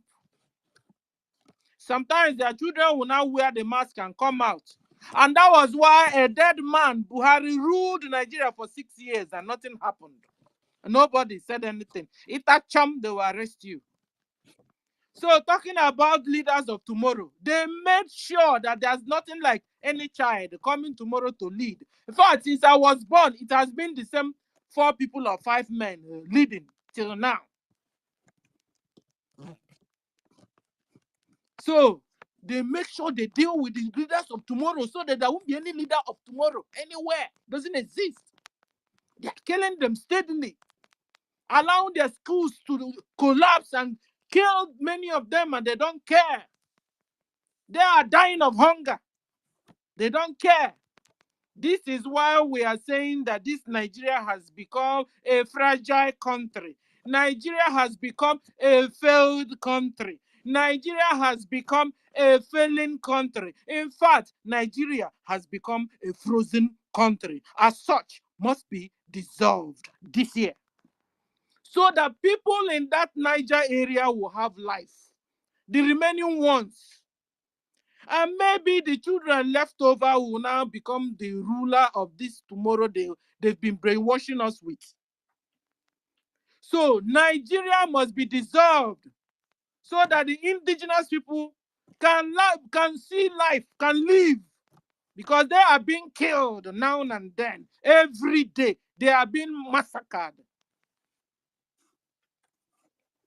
And the children that are left are now exported to who knows where.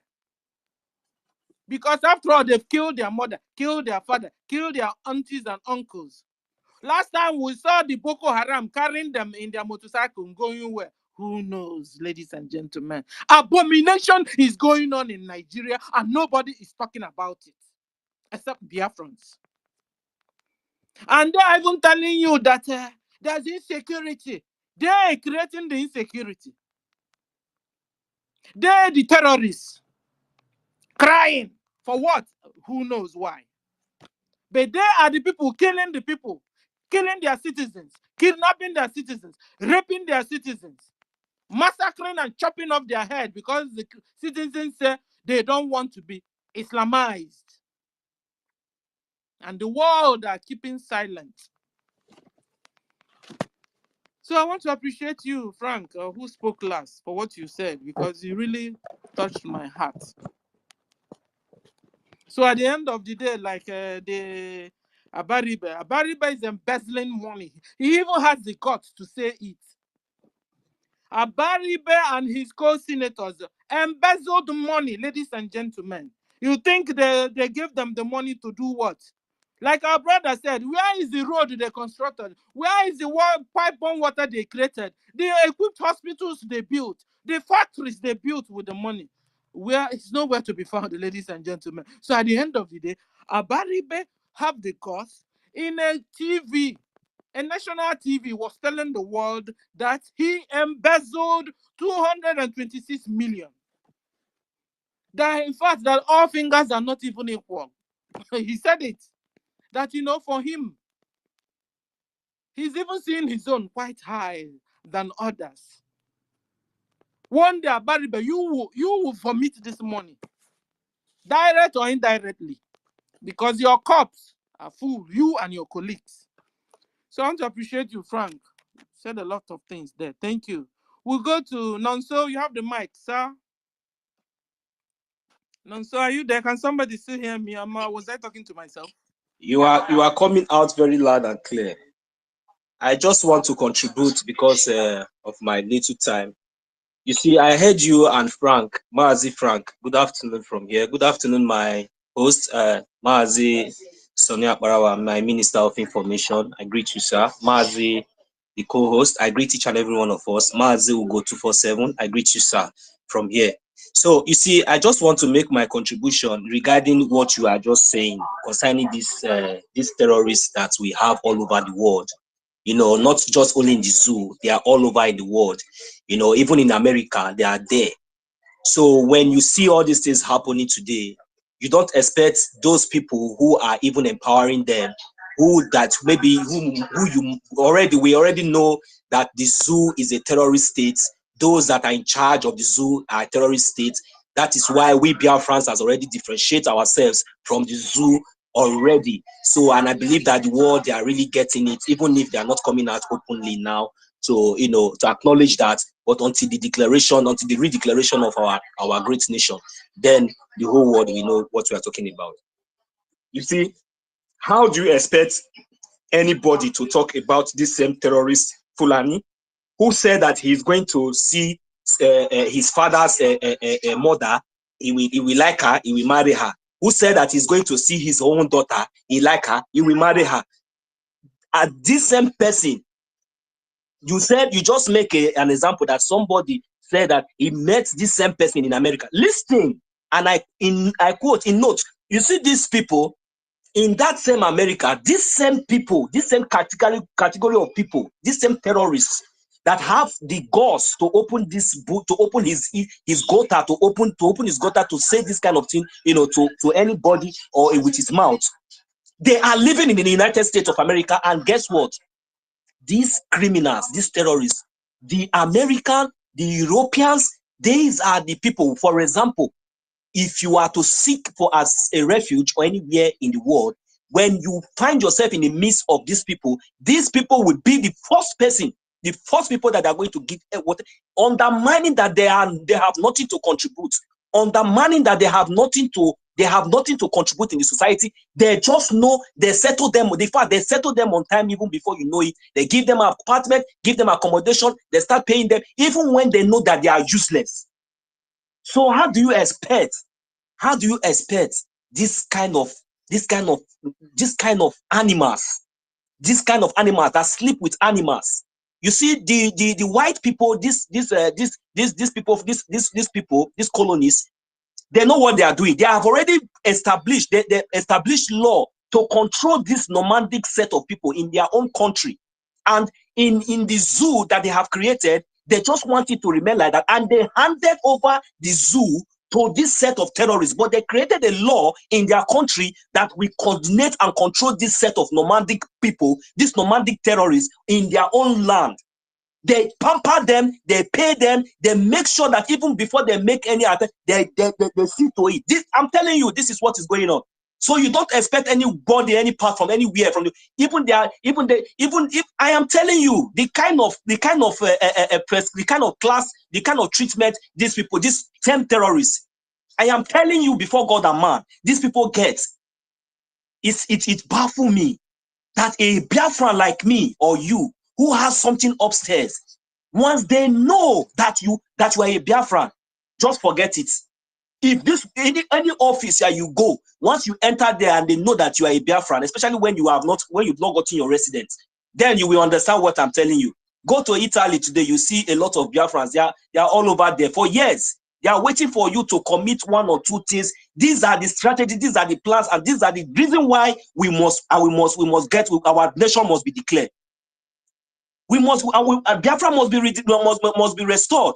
So we don't expect anybody. It is only we, the Biafrans, that will stand up and speak the truth.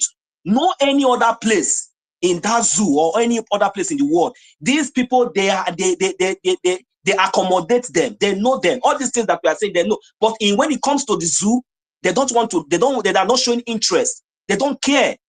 Because after all, it is the Biafran people that is going to suffer. But today, it is not the Biafran people. I pity for the other indigenous people in the zoo.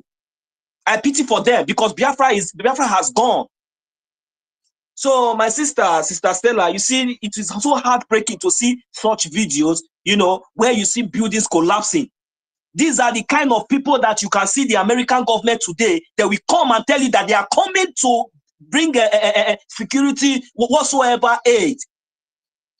Are you giving these people to Kano jets, giving them whatever? What about these little things? What else is it going to touch you? Now we are talking about the kidnap of children the other day. Now look at a school just collapsed on top of school children. What kind of mess is this? What kind of mess is this? So even if we are not talking about anything, does it really mean that the lives of those children is it not important? What is the difference between those that they kidnap, the terrorists kidnap, and those that just died, under a collapsed building, for God's sake?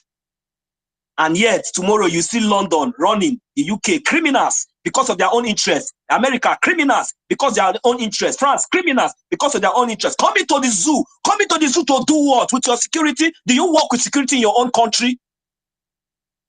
When you are coming to zoo, you want to come with convoy. You bastard, idiot. Don't worry. Biafra will come very soon. I will not say anything more. Let me leave my submission here, Sister Stella. Thank you very much. Thank you. No, so Mazi Chidera, you want to say something? Okay. Can we go to I don't know who's next.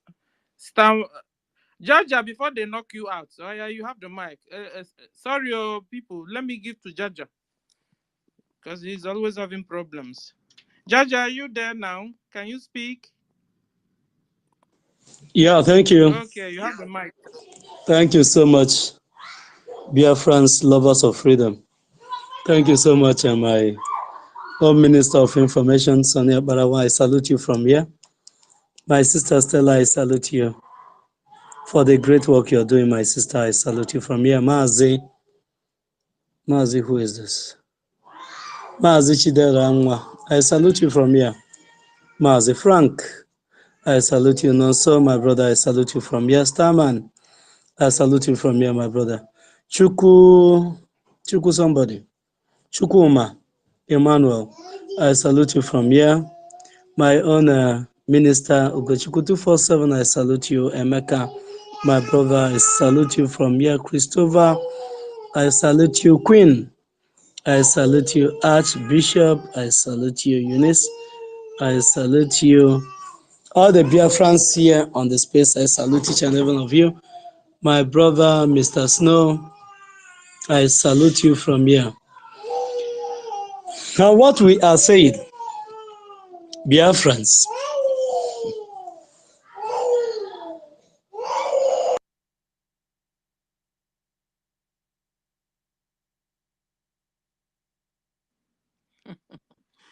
Okay. Jesus' baby wouldn't allow him. Okay, so we'll be waiting for you, Jaja, whenever you are able to. Okay, so we'll go to Starman. Starman AI. You have the mic, sir. Starman, are you there? Yes. Starman. Okay. Yeah. Good afternoon, Biafrans. Good afternoon, Mazi, Simon Akbarawa, Honorable Minister of Information, Lolo, Stella, Jaja Godson. I see Emeka, Mr. Snow, Eunice, Christopher, Frank, Chukuma, Nonso, Mazi Chidera. And so, I mean, let me not, we see, we see each other, we know who we are. And I sincerely greet everyone, who is paying attention to this wonderful message of freedom. Buhari actually told us what to do. He said that we should go and form a government. And I think some of us, thanks to years and years of being immersed in pigsty politics of Nigeria, to the point where you can't think outside that box of Nigerian pigsty politics. They actually thought, oh, we'll have to form political party, start dragging pigsty politics.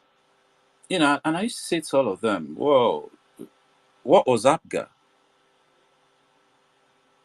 And then there's a question I keep asking them. So if you thought forming a government meant form a political party, then get Biafra within Nigeria. I keep asking them, so if Hope Uzodinma gives you Biafra, will you take? Because me, I won't. I mean, and it's because that's what many of them think. That's why you always hear them say nonsense like, oh, this Nigeria, when you get to Biafra, is it not the same elite? As if after everything, Mazi Nnamdi Kanu suffered. After everything, Prime Minister Simon has been through, like literally suspended his life for this. He will now finish, now say, oh, okay, yes, Hope Uzodinma, God ordained you to be the politician of Biafra land. So yeah, take. That's why they think that way. And, when we here now that have reorientated ourselves, have corrected our own brains, when you actually sit down and think about this, you realize this is some sort of psychological disorder where people just simply cannot connect dots. That's like the whole of the zoo needs psychological counseling. The trauma is too much. People cannot reason. There's a post I posted. People surrounded a boss and started speaking in tongues that they heal. So they heal boss now. Like this thing is so absurd. Sometimes I pinch myself like in the anybody's craziest imagination. I don't think anybody could have imagined a country like this. This is reality being stranger than fiction. You surround the boss and you start speaking in tongues that your boss broke down. Soon, keke, Molu, everything will start going to church and night vigil in that zoo. And at that stage, I won't be surprised. So after Buhari said we should go and form government, and some people thought it would be Hope Uzodinma and all these warrant chiefs, prison warders, that will bring us the government. That's why when they saw Alex Oti and this charade he's pulling in, they are jumping up and down. I was in one of those their stupid economic rooms, and they were saying, this thing Alex Oti has done now, if you can just replicate it state by state. And in my mind, I was thinking, so wait. So these people are ready to actually be waiting every 4 years for every election so that they'll try. They know there's no guarantee. And then one of the people they even brought as a chief speaker was like, after going on a speech about all the plans they had, this clown ended the whole thing by saying, we just have to go and beg our governors. Hi. Obviously, they will never let me up that kind of stage. But where I was just shout. You know where you hold, I'm sure even the devil in hell would have heard this and Parakanishoto, Bokisha Jesus, you will go and beg our governors. So when you are bringing Oyibo man to come and invest, this is what you tell him. You go and beg your governors.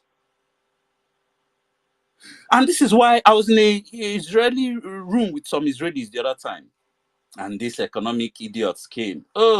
It comes to an Israeli guy specifically asked them that what is going on in Nigeria. And one idiot was telling them, come to Igbo land. Don't go to the other parts is where the conflict is going on. Come to Igbo land. That's where I told this guy, please, if you don't want to lose your money, wait till Biafra is restored. Daram attack.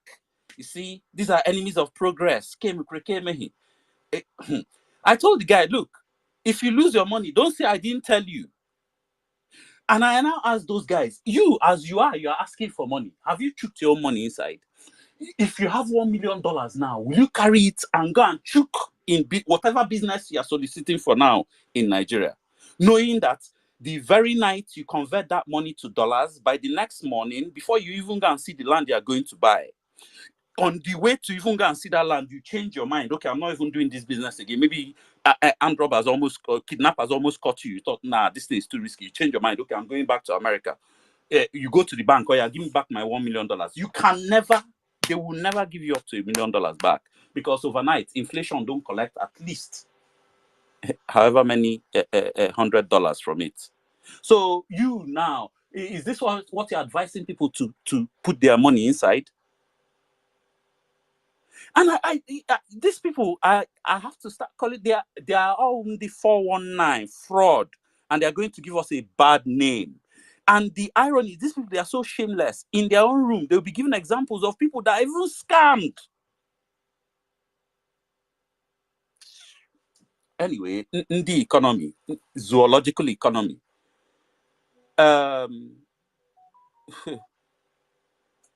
yeah, I just came from a room where I heard them talking about, we need to do revolution. Oh, God. Only a revolution on hunger. Even the hunger self. They used to say the only thing that unites Nigerians is football and hunger. The football, I saw a cartoon.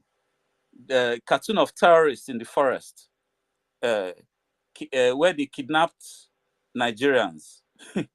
And Nigeria scored. And everybody, plus the terrorists, plus the kidnapped people, everybody was jubilating. Oh my God. Everybody can jubilate. And then the hunger. I can actually break it down now that hunger doesn't even unify Nigerians. I used to tell them before that this thing you guys claim, price of bread in Hausa land is the same as price of hunger in Hausa land. It's the same hunger in Igbo land. It's the same hunger in Yoruba land. I said to them, no, that's a lie. Because there's something I always ask Igbo people, that if you find yourself in a Mad Max situation, you know how Igbo always threaten each other with nuclear bomb, and then they destroy their civilization, everything goes Mad Max, no leaders, no law, everybody's on their own. And you're hungry. If you catch me in any Igbo room, especially when we're talking about maybe this kind of topics with history and civilization and geopolitics, if the chance presents itself, I'll ask it. And please listen for the response. Please listen for the response. Every time I ask them this question, what will you do in a Mad Max situation? They always tell me, and you see me eating, but you and your children are hungry with no food. Immediately, they will always tell me, I'll do whatever it takes. I will kill, I will rob, I'll do whatever it takes to make sure I get that food for my children. And I wait for them to finish. When they finish, and I say, you see, not everybody in the world sees the world like that, because people like the Pygmies, people like the Khoisan, people like those Africans that have not completely lost their culture, before they start stealing and killing, they will go and ask, then beg first. But you Oyibo seem to always default to stealing and killing first. And they were talking about India, Hana Akakoko revolution. And I said to them, look, this revolution, even, what do you want your leaders to do for you? And or what are you going to do to your leaders? The room scatter. And eventually I just left. And then I saw this room and came in. The thing is, another thing I always say to Nigerians, the thing, if this prayer, everybody, night vigil, tithe, offering, speaking, everybody won't come holy pass Pope self, carry the thing for head like World Cup pass Pope. The thing is, these same Nigerians, if Jesus Christ actually came to Nigeria today, you see what they did to Nnamdi Kanu, that's what they'll do to Jesus Christ. If Jesus Christ came back to Nigeria today, the very same treatment hanging Nnamdi Kanu is the exact same treatment hanging Jesus.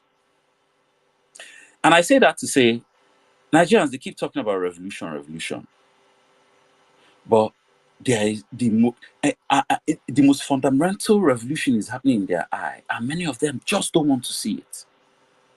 What could be more a fundamental revolution than self-determination? It's something. So you determine something by yourself. You determine it yourself. This is the most fundamental revolution. There's no difference between self-determination and Japa. Japa is the same. You look around your environment, you realize your environment is not conducive to your survival, and you leave. You Japa. So what's the difference when a group, this one is not just one person, like all of them want to go and collect visa. So this group say, okay, we'll organize ourselves and Japa. What is now your problem? You start shouting every time. Say no. Why? Self-determination is as fundamental as revolution gets, because this one, you're not doing it because of hunger. You're not doing it because of all these stupid reasons Nigerians have. Like, I was even saying I'll debunk that how hunger doesn't unite them. So now they've called for their hunger revolution. Okwa Ndi Biafra saying, the hunger never catch us rich as it don't catch you now. The Kalumajiri, those ones. In fact, I think Eme Dictionary revise, if they revise dictionary, in the new definition of hunger, they have to include Almajiri. And I'm not saying, please, no disrespect. I pity the Almajiri so much. And I wish and hope and look forward to them being freed.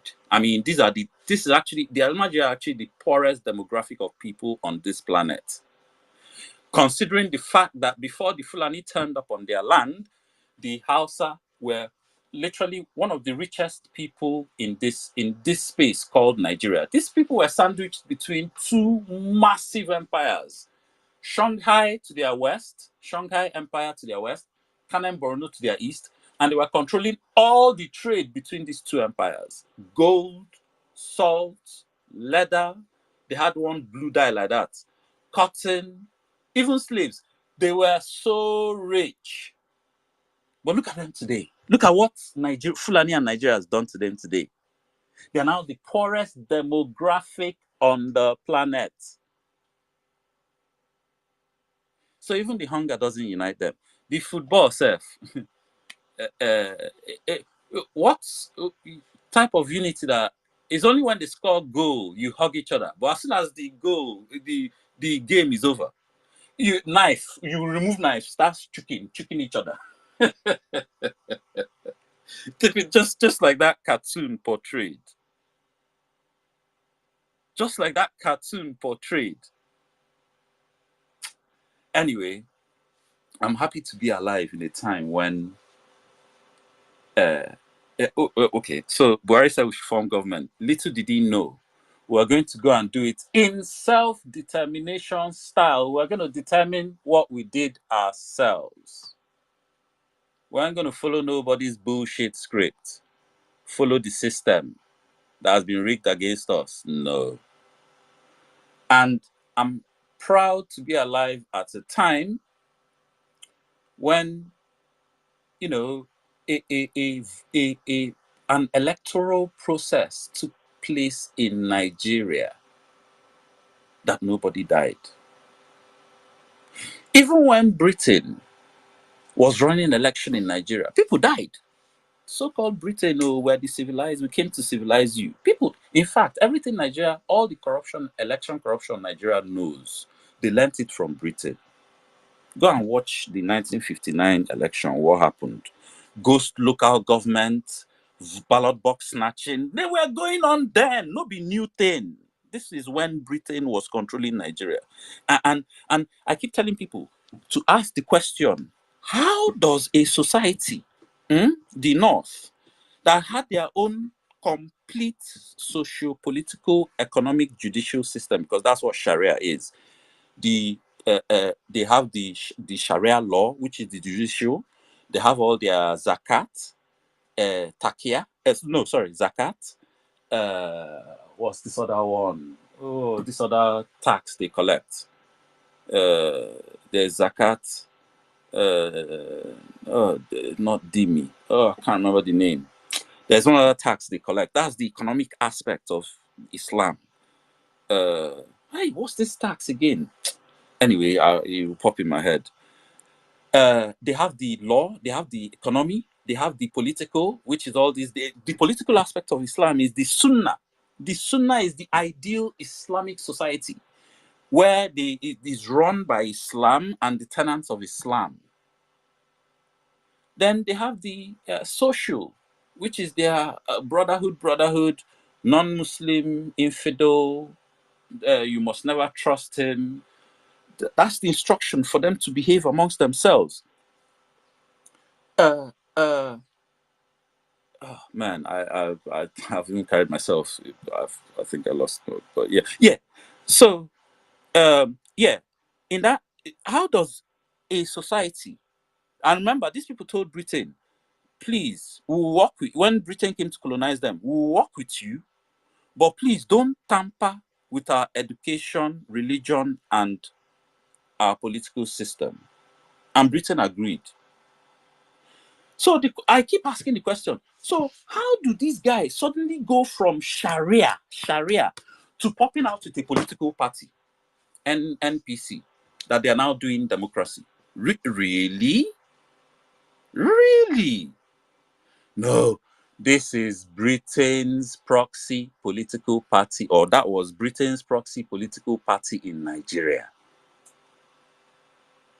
So, like I said, I'm proud to take part in a political process where none of these shenanigans happened.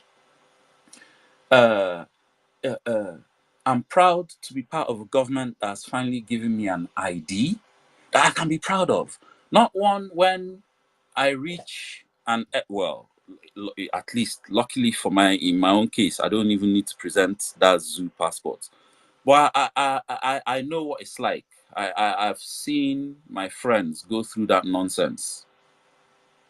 You know, you'd be ashamed of your own passport. You know, and then you open the passport, you see cow. And then what's insult upon injury? You already know the cow has more rights than you in the country. You open the passport, you now see cow. See, I'm proud to be part of a government that, you know, is going to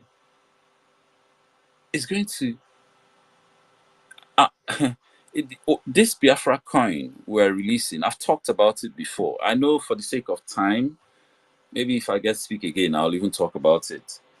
But this Biafra coin is going to be the death nail on the Naira and the Nigerian economy.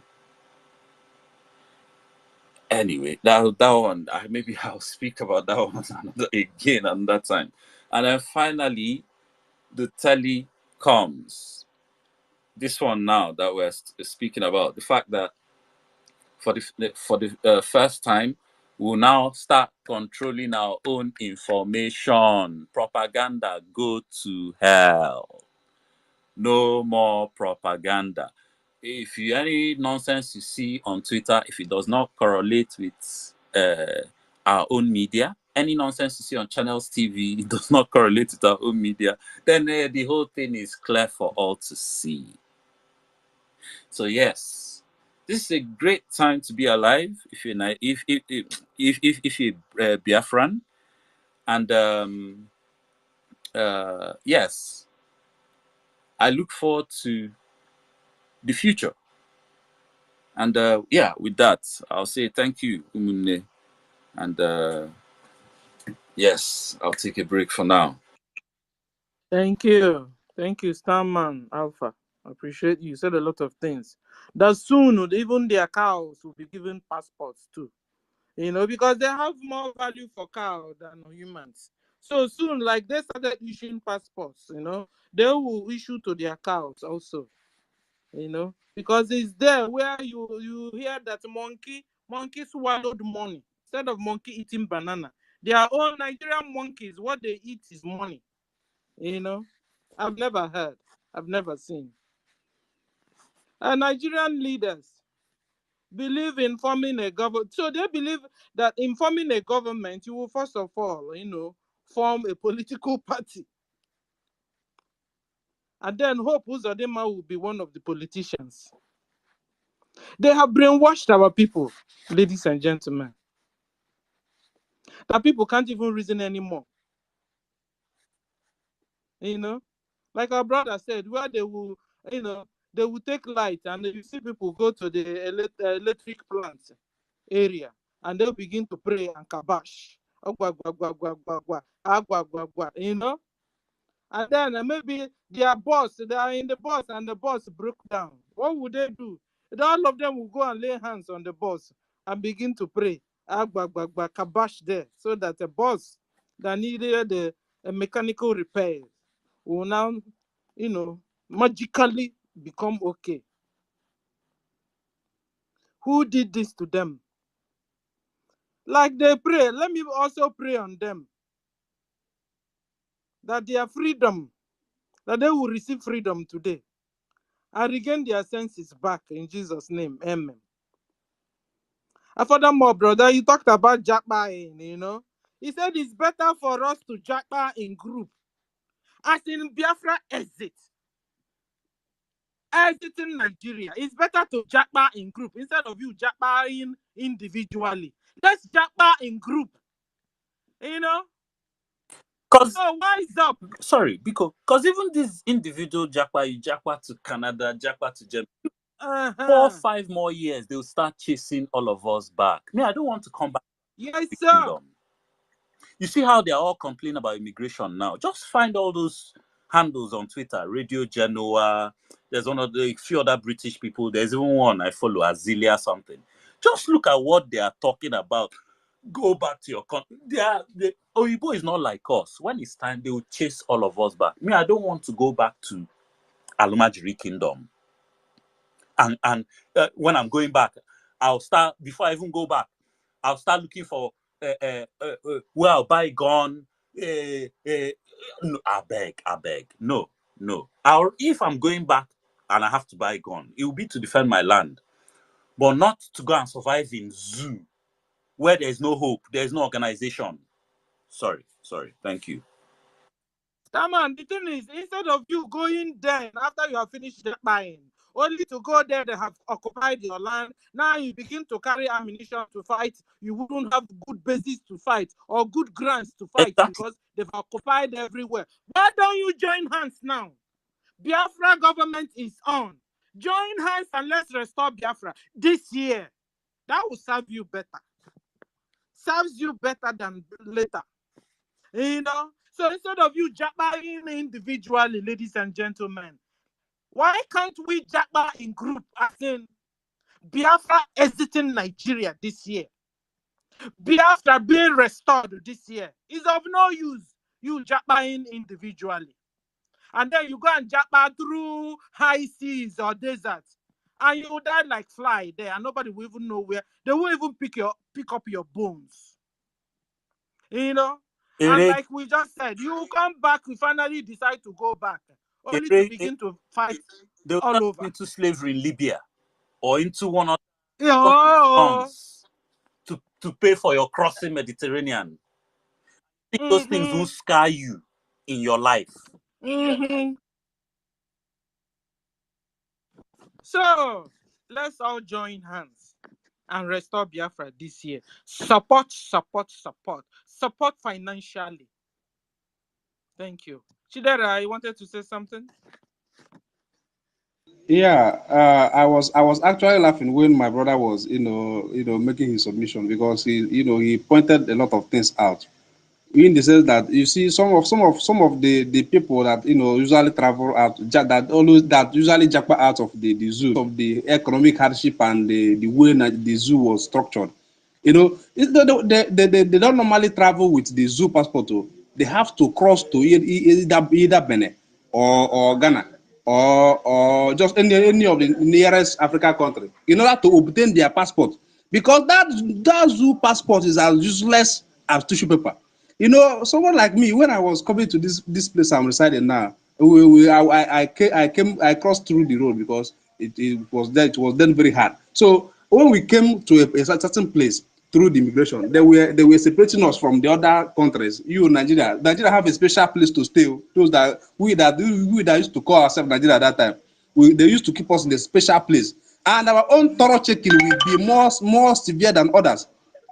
You have to pass through difficulties before they will be satisfied that you are good to go.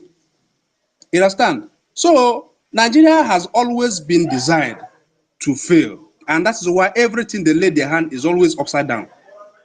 Just look the time when we are doing the question and answer with our prime minister. So it was like trying to let us know what the Biafra will look like, and it was telling us building of our database system. Most of us then didn't know what we was coming up with until now that everything is unveiling. We see the sophisticated database of Biafra. When you go to the website, you see things for yourself. Everything there is top notch, superb. Okay, so Nigeria has nothing to offer. They have never offered anything, and they will never offer anything. Everything about Nigeria is upside down. So coming together to join forces in order to liberate ourselves from that shackle of Nigeria, that shackle of zoo enslavement, will be better for all of us, because we have a passport that whenever you tend it to any immigration, they will be proud of you and you'll be proud of yourself. They will look at you and they will be marveled, because Biafra possess a lot of things, which I always maintain that there's there's enough and big hope and light at the end of this tunnel. We just need to endure for now and make ourselves proud in the nearest future, because Biafra is here already. So thank you, my brother, for your wonderful submission. My sister, you have the mic, or do I pass it to that guy? Yeah, Chukuma. I think Chukuma is first. Okay, thank you. Chukuma, you have the mic, sir, before our own tech guy. Chukuma. Sir? Chukuma, okay. So tech guy, you have the mic, sir. Thank I'm you. busy a little bit. Let me listen. When I want the mic, I will raise my hand up. Okay. Thank you, my sister Stella. Am I coming out clearly? Yes, sir. Okay. Well, it's been a while. The zoo, we are suffering a lot of network problem and instability. Everything in zoo is a problem. Electricity, bad network, bad road. Every day you wake up, another new story. And the story is never a good story. A very bad and dangerous story every day. The same story that my father told me, the same story that his father told him, the same story that my great-grandfather told my grandfather, that he passed to my father, and I'm about to pass it to my children. If not now that we have decided and determined to get out of this mess once and for all. So sometimes I look at people calling themselves Nigerians. Like, I wonder, what kind of school do they go? Like, I wonder the kind of reason you should give as a Nigerian. Just like what my brother said, Mazi Chidera. A few years ago, I was traveling and landing in one airport. They said we should stay here. That day was the very first day I was frustrated, and I denounced Nigeria automatically. It has been long, but this thing still rings in my memory. I said, what? They said, stay here, that they are coming to Conan. It was Ebola. That time they were saying Ebola something. I said, okay, no problem. And few minutes later, people were passing with their passport. You just tender your passport. They pass you, tender your passport. Lo and behold, for over 3 hours, we are there. And I asked my brother, what's going on here? My brother said, oh, you don't know? It's because of the kind of passport you have. I said, really? To an extent, a Ghanaian passed with a passport and he was allowed. And I couldn't bear it. I approached one of the immigration officers. I'm like, what have you come here? He said, no, they are coming. They are preparing quarantine. They want to quarantine us. I said, for what? He said, because we are coming from a country whereby they don't have a good hospital. They don't have anything to detect if we have Ebola. I said, but we took vaccine before we left Nigeria. He said, no, they have to. Do you believe for over 9 hours, 9 good hours, I was so damn hungry by the time they let us in, and from the airport to the hotel, I was very, very hungry and angry at the same time. So this is exactly what and I was looking at my my passport. I was looking at my passport. I was like, I started browsing. I was like, the meaning of Nigeria, nigger area, nigger, the meaning of nigger, the meaning of nigger, darkness, wickedness, evil. I started thinking about Nigeria as far back as that time. I started thinking, what have we done to deserve this? When you come to the country called Nigeria, we have expertise. Each school, if we study abroad, we will be the best out of our class.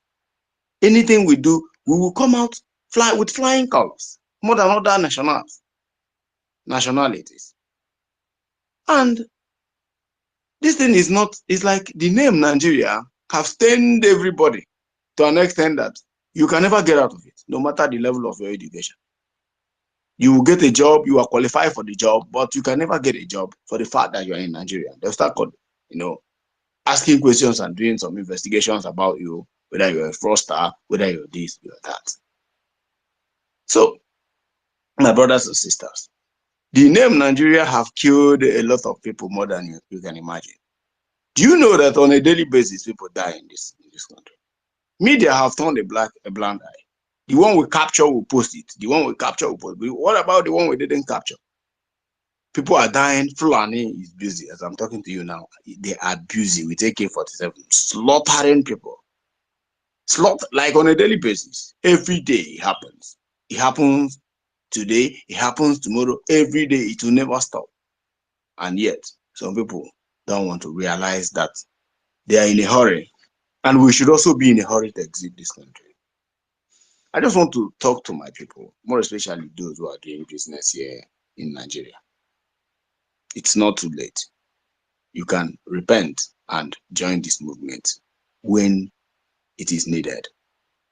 We need every Biafran, irrespective of how you have seen it. One of the guy I met in obedience movement sometimes ago, I told him, well, come. You can change your Twitter handle, come and join this movement, support what we are doing for your own good. The reason is, some of them have seen that actually, Mazi Nnamdi Kanu is right. Actually, Simon2Much and his cabinet is right. But the fact is, that thing that is disturbing a black man, we never ever allow them to repent and come and say, okay, I was wrong, but now I have seen the light, I have changed. Please, of course, we will still forgive you, we will still acknowledge you, and you will be part of what we are doing, so long as you are not going to sabotage what we are doing again. There's no time. So, what am I saying? I am saying that if you're hearing my voice, if you're in Lagos, you're doing business, you're in Abuja, you're doing business, we want your support. Go to Biafran, go to our website, /donation. You will see it there. I think I have it in my bio. The Minister of Information have it. Our Prime Minister have it. It's there. It's one website. Once you go there, donate. That money is needed. We might not need it next 10 years, which is now. We have gotten to a point whereby we are not looking for Nigeria. We are not looking for Biafra. We are not fighting for Biafra in order to go and start. Some people say, well, the reason we are fighting for Biafra is for us to go and start developing ourselves. Me, I am fighting for Biafra because I want to live. I want to. This time around, we are fighting in order to live, like to survive as human. I don't understand why people don't understand this. That you must live, your children must not be raped, your mother must not be raped, your daughter must not be raped, your sister must not be raped. You need to live like a human being. That is what we are fighting for now. By the time we get what we are looking for, and of course defend our land, we will now come to a dime table as, okay, this is the kind of government we want to form. But for now, we want to live. And there's no amount of money you are making in Lagos that you're doing business, you are making in Abuja that you're doing business, that is greater than your life. What is so difficult for people to understand is that time has come when we will say enough is enough. We want to live. We want to live. You are living a life without electricity. You are living a life without water, no good health. If you go to hospitals, people are dying. I was in one of the biggest hospitals here, and to lo and behold, somebody died since morning and they refused to take that person to the morgue. As in, I'm like, what kind of country is this? And people are in the same, hall with that dead body for over 8 hours. And we started making noise, and they came and, fooled the person that died and took the person to the morgue. There is no system that is working. That's why it's like that. Those nurses, they don't want to do their job. What about police station? Do you want to talk about police station? If any of your family member is arrested and you go to the police station to bury the person, if care is not taken, you will never come back that day. You'll be jailed too, for just no reason. Are you talking about the army that goes about killing innocent people for no reason? Custom. Are we talking about custom or what? Have you ever been to immigration office to get the fake passport? Have you ever been to immigration office to get the fake passport? You can imagine just to get a passport, you will spend money and spend money and spend money, yet you will never get the passport. A cursed passport that if care is not taken, you cannot use it to travel. What are we talking about? Okay, just signifies that thing that make Nigeria a livable country. If not insanity that people don't understand what we're doing. It's time to, this is a wake-up call. I am pleading with you. That business you have in Abuja will never save you when the time comes. Terrorism in a mass number is coming. And by the time they arrive, I pray we have exited Nigeria. And by then, we'll be watching it on television in our dear country. But if you are here in Abuja, and you are in Lagos, just wait. Just wait. You think go on and on watching false lie on Channels TV. Everything you see in media is a lie. Not even one single truth. All of them are lies from A to Z.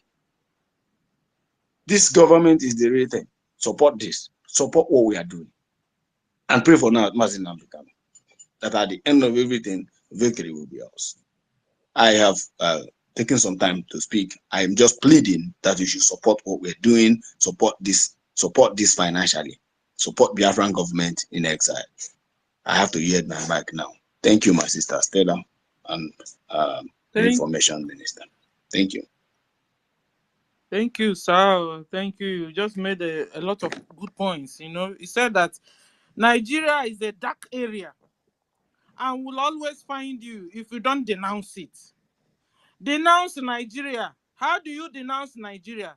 It's by you supporting Biafra financially. Donate. Campaign for Biafra. In so doing, you are denouncing Nigeria so that you can stay alive. Because with your money, with the money you are making, that money can buy your life. Oh. It's the only United States of Biafra that can save you, that can make you stay alive. Your business in Lagos, Kano, Abuja will not save you. Oh. Already they are putting fire on it. What do you have left? Nothing. It's just that it has not become your turn yet. Hold on until it becomes your turn, and you come and speak about Biafra more than we are doing. The only thing that will save you is United States of Biafra. Support. Thank you, tech guy. Starman, you want to say something? Add something? You have the mic, sir. Your hand is up. Yeah, thank you. Yeah, I just wanted to add to what Tech Guy said. You see, I spoke about Biafracoin some days, well, maybe about 2 weeks ago. When the Biafracoin is implemented, that's you see all these doubters, people who are still when say me, the economy, development, when the Biafracoin is implemented, that's when their eyes will begin to clear. Because this time, it will not even be a case of us telling them anymore. Everybody in the zoo will be seen with their own eye. I actually look forward to seeing the last person that will, when everybody in the zoo is rejecting Naira, you go to market, you give them Naira, they'll tell you, no, I want Biafra coin because there's not even there's not enough dollars in the zoo. And America is not going to print dollars to give zoo to save zoo. There's nothing. See, if there was no Naira and there was enough dollars to go around in the zoo, you can say, okay, the zoo even still has hope. But people just revert to what's more reliable, which if there was dollars, it would be the dollar. But this one, there is no dollar. Tinubu and his cronies and Ndi Alumajiri, they've cornered all the dollars. They've hoarded everything. And those ones, they will not release dollar to save Nigeria economy. But there is no dollar. And then we're now bringing Biafra coin. So Nigeria's money is losing value because Nigeria's money is losing value because, number one, there is no even production backing it up. There is no, apart from that oil, which is diminishing returns even, nothing else giving Naira or any oomph, nothing. No production from the people, not even as basic as agriculture. So Biafra coin now comes into that space because we can't say, oh, Biafra coin will only be used in our, because that money diffuses. I mean, if you go to Benin, you see Naira. Sorry, Ezekiel, I see your hand up. I'll try and round up. Your mic is hot. So with Biafra coin, especially, okay, so Prime Minister said first it's going to be investable. You'll be able to invest in it, but then there will also be a platform for people to be able to trade in it, like, on a micro commercial basis. Now, the fact that it's going to be investable, first things first, anybody in the zoo that has a lot of their money in Naira and is watching that money lose value every day, that wants to save that money, since there's $1, they are going to start looking for Biafra coin, meaning that they're going to start finding a way to transform their zoo money to Biafra coin, whether is some sort of especially as the I'll get to, because I'll still have to round everything up. They'll have to find a way to transform their money in Biafra coin, especially if they want to use it within the zoo. And then as their money is,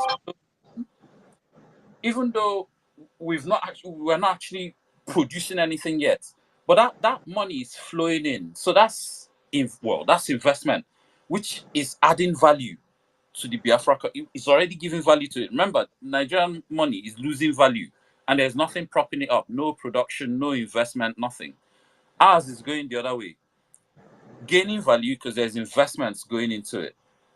And then with the platform to make it easily transactable, it starts circulating amongst the people.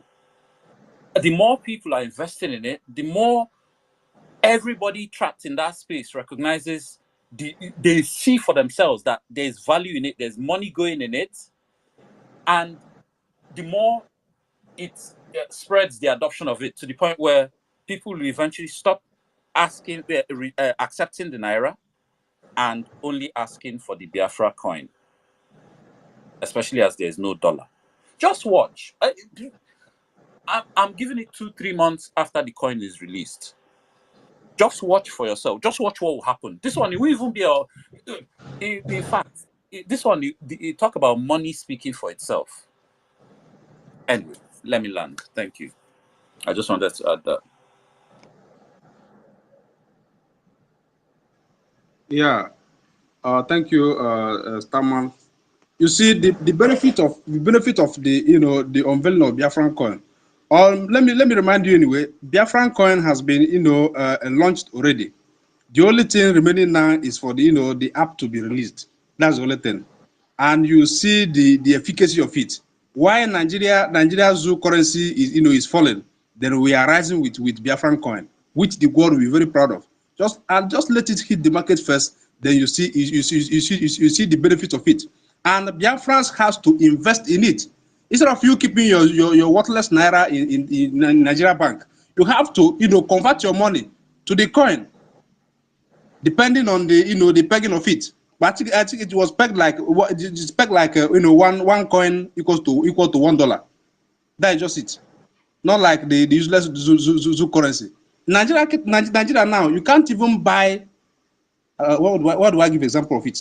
You see 50 naira now in naira. It cannot even buy. I think it can buy a set of pure water. 50 naira can buy just a sachet of pure water only. Imagine that kind of country, where 5 naira is worthless, 10 naira is worthless, 20 naira is worthless. Even 100 naira self is worthless. You see?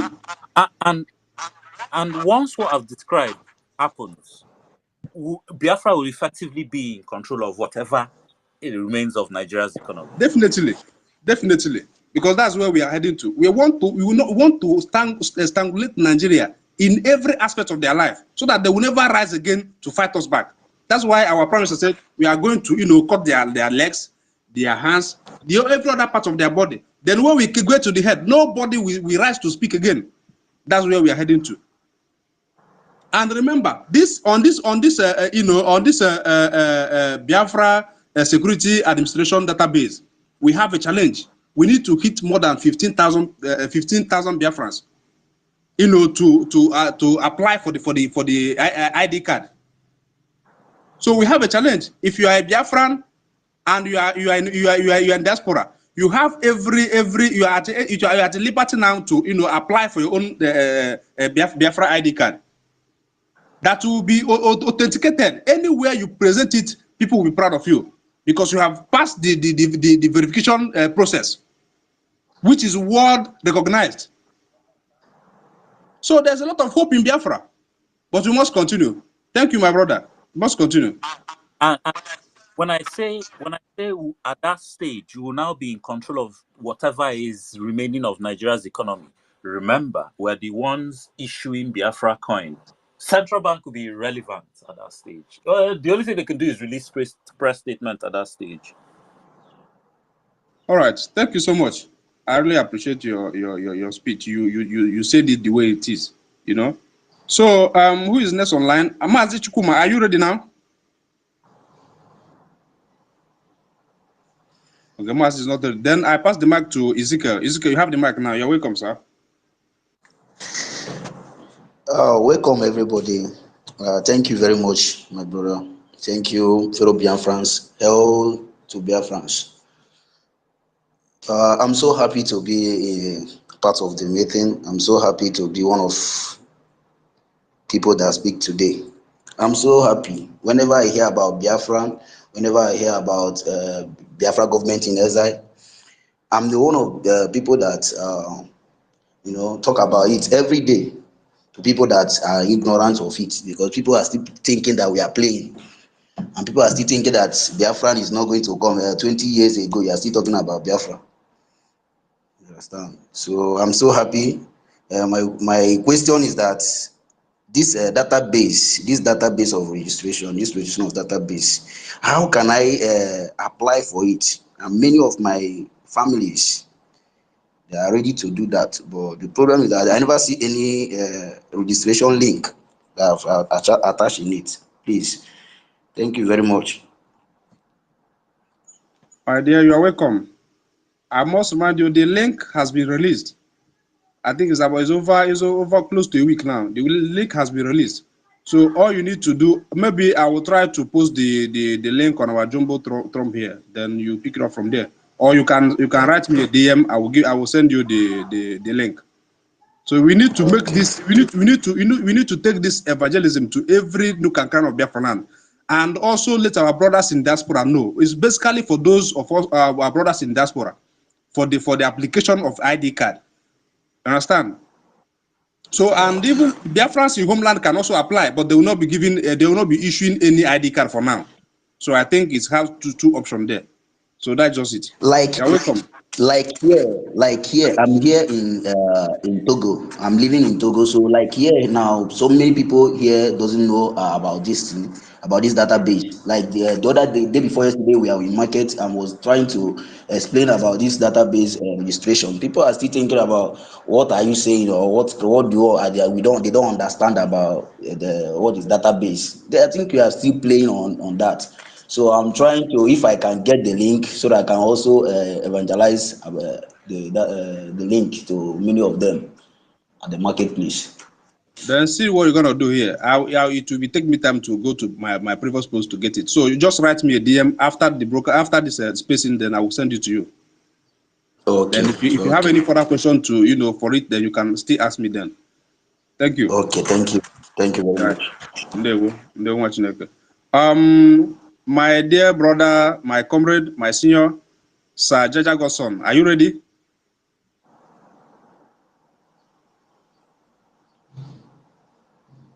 Can you hear me, sir? Thank you, Omotuko Gikabiama. All right. You I have the don't mic. know what is wrong with my account these days, honestly.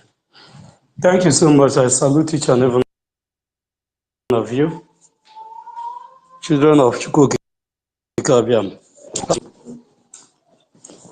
I greet you all. I salute everybody, all protocol duly observed. I want to point out to us that the level where we are now, the camel's back has been broken. On the Zoological Republic is real. I want to show us one thing that makes me to believe and to know that the Nigerian state, the terrorist state, is getting the message from the decks of the Prime Minister of the Biafra Republic government in exile. I know everyone still remember before Akpabio, when Akpabio, the present-day president of the Senate, when he was the chairman of the coastal region, that's the Niger Delta, when he was their chairman, he was siphoning funds as he went because the money was there. Every one of us will still remember Off Your Mic. Off Your Mic was as a result of accountability when the same Akpabio, who is a Senate president today, was called on to give account of the money that was budgeted for a particular project in the Niger Delta. But because this money cannot be accounted for, Akpabio settled all those people that will call him for an accountability to query him on how he used this money. And when it's time for him to give account of this money, there's no money to give account for. And there's no project to point at that this is where this money was invested in. There's no project and there's no money. Now, today, that money was just died. They just died the case simple because they asked him to off his mic. The person that is in position to find out where this money went to was part and parcel of those that ate the money. And they asked Akpabio to off his mic, not to speak further. But in the case of Nangi, now in the house, over 3-point-something trillion, not billion this time, 3-point-something trillion from the budget of 2024, from the 2024 budget, which they budgeted 25-point-something trillion. 3.7 trillion is missing. And there's no project you can point at and say, this is where this money has went to. But why is echoing today and why is raising dust today is because there's no more money to share because of the economic strangulation from the old Eastern region. My sister, can you please, Betty, can you mute your mic? There's noise from your background, please. Thank you so much. Why this thing is echoing today and raging storm is because there's no more money. So every money they have, they want to maximize it. They want to utilize it. They want to manage it in a way it can sustain them, not to sustain the Nigerians, but the way it will sustain them for a certain period of time. Because they know now that if they were getting like 1 million barrels per day, they are now getting like 2,000 barrels per day. And this is the main source of income of the whole federation. Because every one of them fold their arms and their hands.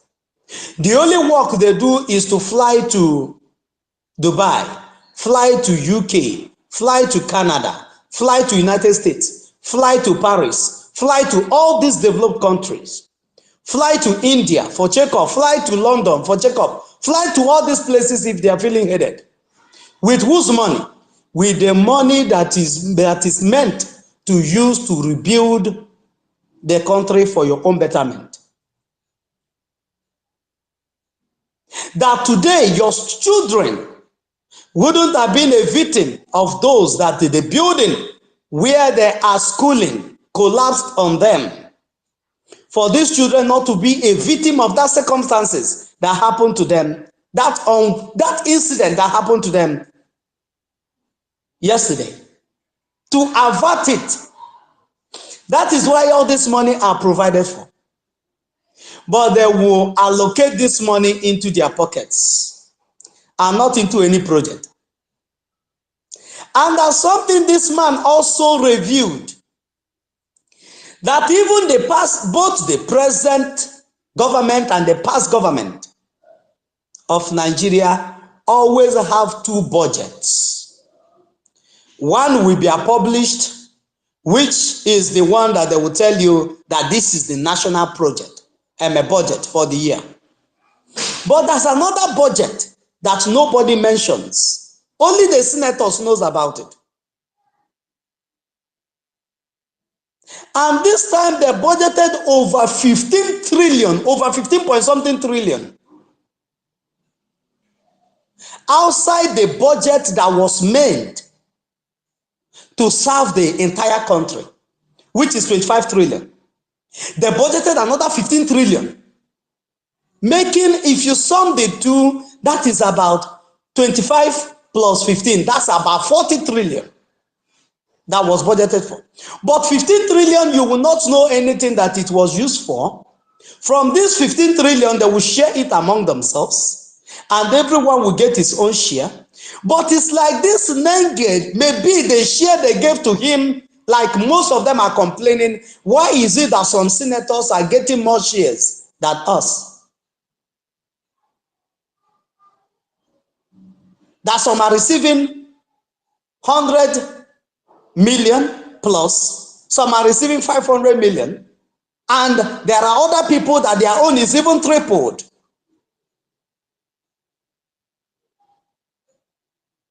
Because the money is no longer there for them to be sharing. The source in which this money is coming from has been shut down. Every one of them begin to raise concern. And who made it possible? The Biafra Republic government in ESA through our Prime Minister, Simon2Much. And I want to ask you, because you are once in this country, if you are outside the country now, where you are is not your country, even if you're a citizen there. In that place where you are, how much is minimum wage? Because some of our people that travel from here to abroad, some are receiving $3,000, some are receiving $2,000, some that are doctors are receiving over $4,000 to $7,000 in a week, some in 2 weeks. It's not because you're working hard.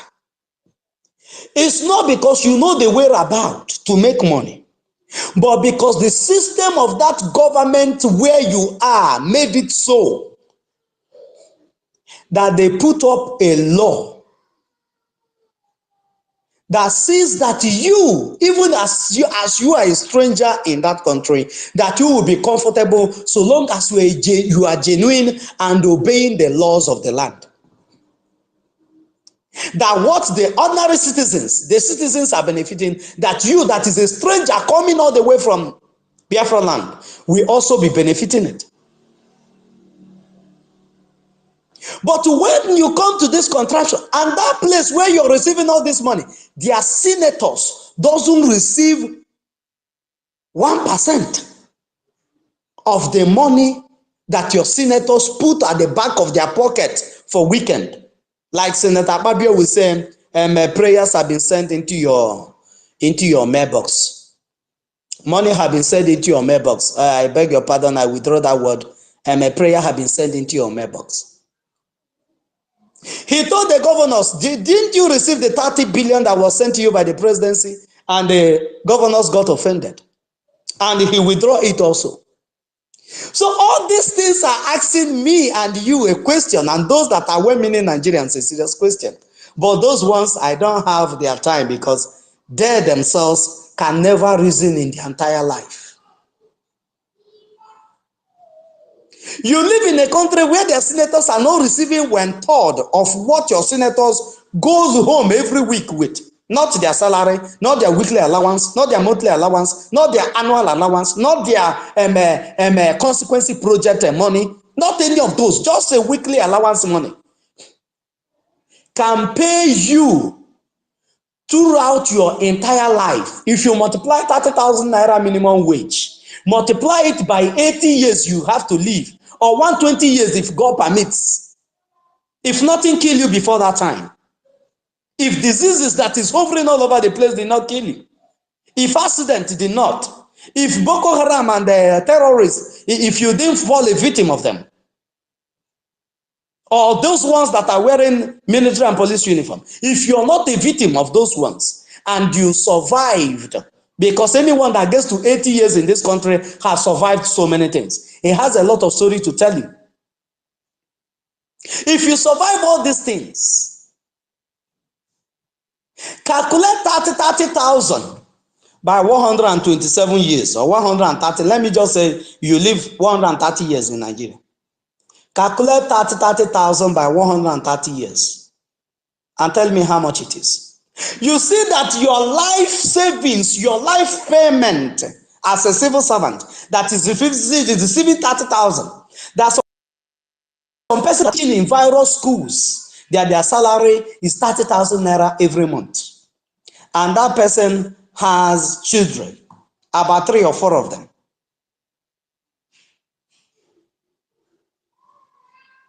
At the end of the month, they give you 30,000. From there, you will buy this costly rice. Nobody is talking about fuel because such people, you don't need to have generator. From there, you will buy this costly food. From there, you will clothe yourself. From there, you do one thing or the other. And maybe your husband might be a gate man somewhere, receiving 15,000 naira or 20,000 as the case may be, if the person is a good man. Or if the company where he's working is the good people, they'll be paying him 20,000. Coupled with that, your 30,000, that's 50,000 naira in a month. It's not even up to money for the bag of rice, because bag of rice now is about it's something thousand. So all these things, you have people that say they are representing you that cannot feed yourself, going home every month with this whopping amount of money. And you sit comfortably. And there's something else I want to point out to us. Each and every one of us here remember when Jonathan assumed office, that these men and women called on the terrorists which they breeded, Shetima and his cohort, Ambuari and his cohort, and every one of them, and told them, go and carry propaganda that you have kidnapped Chibok girls. Because there were no Chibok girls anywhere. They carried this propaganda against Jonathan. And the Western world, through Obama and their allies, pressurized Jonathan. That made him to lose his second tenure, to surround it for peace to reign. Now, over 477 children have been kidnapped in Kaduna, and another 287 this same week and last week kidnapped. Do you know what Tinubu Emiloko told them? That I will not pay shishi penny to anybody. So if you know that, in other words, if you know that your child is there, go and look for a way to rescue him. And all these northern leaders that have the business of kidnapping people and using it to destabilize government, because each and every one of them know the game that they played during the Jonathan time. So Tinubu is trying to tell them that I'm a master of this game. You cannot pressurize me with this. If you like, kidnap all your people that are schooling in the north. It's none of my business. And have you asked yourself, why is it that nobody's protesting? Does this one of our Miss Blood daughter, I used to forget her name, she carried it on her head then. She was the one they give the minister of Chibok girls. Bring back our girls. And they were doing competition with the wife of Obama then. Bring back the Chibok girls. But today, nobody can speak again. I think Desiani. I've forgotten that person, the name of that lady. I'll find it. Obi, thank you, my brother, thank you. But today, everybody has been silenced. Because if you dares a Miloko, a drug lord, he will treat your fuck up. He's not like Jonathan. You guys called him woman because he's not a politician. It's by luck he become a governor. He was picked to be a deputy governor. All of a sudden, the person that he was deputizing died and he became a governor, and it happened like that as he became the Senate president. The person that he was assisting died and he became the president. So he have never struggled to be anything in politics. So he's not involved in all the demon, all the crafty that you guys are engaging yourself just to secure the power. You guys use this pressure to push him out. But this one now is there to tell you that the game that you're playing, we know it, I know it more than you do. And who have you asked yourself, these children that their life are being used in this gamble? Because one of them made a statement yesterday and said, do not use our life to play politics. But the Northerners, the Fulanis, are the ones using the life of people that are in the north there to play politics in order for their game to mature. Because everything, all these things are gearing at is the Islamization and the Fulanization of Nigeria and nothing more. Why you're hearing all these things, all this kidnapping and all this kidnapping, that school children kidnapped, this one kidnapped, is because the Miloko have drifted, have shifted ground from the formal agreement with the caliphate. Had it been a Miloko insisted on the agreement with the caliphate, you will not be hearing about it. You will say that the Miloko regime was the best in Nigeria. Because he continued with the agreement. But because he insists that he will not align himself with all this agreement that he had with these people, that he wants to better the life of those that he called his brother, the Yorubas. That is why all these things are happening today. And can you ask yourself, how would it have looked like that the Prime Minister of the Biafra Republic government in exile succumbed to pressure and threat and every name calling that was meted on him at the eve of that 2023 election? And prior to that 2023 election, what would have been our fate today? And what would have been your fate? Nobody would have even been talking about you. The ball now would have been between the Fulani and the Yorubas. You, as a Biafran person, would have been relegated to the back door. Nobody will even know that you exist. Nobody would have even looked for your opinion because you don't have any opinion. Your opinion is worth nothing.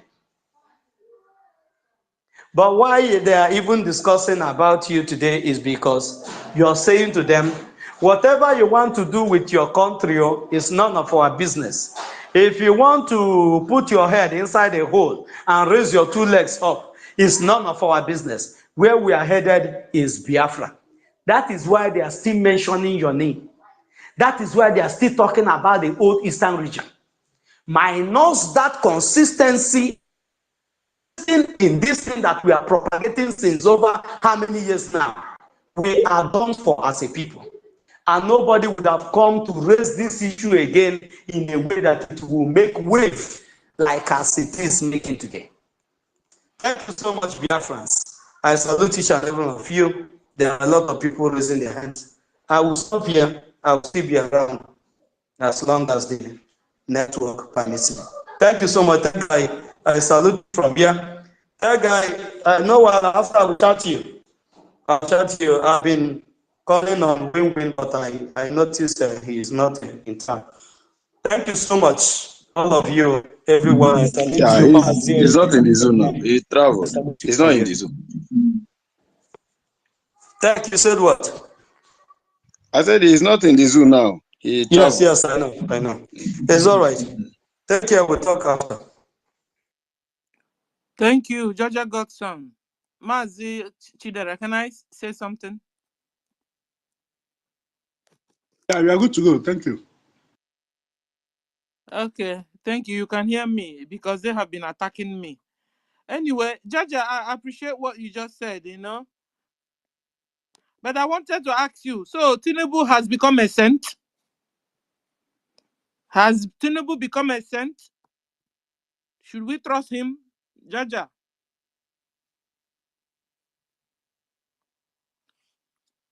Is Jaja still there? Can somebody hear me? Yeah, I can hear you. Because at the end of the day, the Fulani Islamic jihadists, they are kidnapping the children for real. It's not like it's a mere hookup allegation.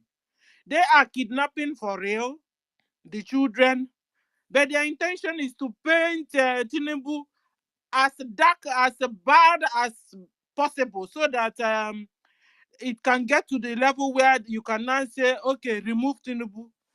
That's what they are out to do. Like I said last 2 days or so, Tinubu is not a saint. He's not a saint. But he's not into bloodshedding. All he wants is money, money, money. But these other guys, the Fulani Islamic jihadists, are quite different from him. It's like choose one out of the two devils. I think the devils, one is a lighter devil and the other one is worse than the other one. So to the extent that even the wife of Tinubu is also telling them, release the children, release, just like what Jonathan's wife cried for, release. So at the end of the day, they are really kidnapping the kids. They are kidnapping the children, but they at the same time want to paint Tinubu as bad as possible, so that the world will say maybe come to their rescue and remove Tinubu for them, because they don't want Tinubu, because Tinubu is no more dancing to their tune. I think that's what it is. So at the end of the day, it's not like Tinubu is not a saint. Let me answer my question. I don't see Tinubu as a saint. At the same time, Tinubu is not as bad as the Fulani Islamic jihadists. And the terms they use, Tinubu at the end of the day is not going by the terms. That's why they are doing coup on him, against him. Thank you, Jaja Godson.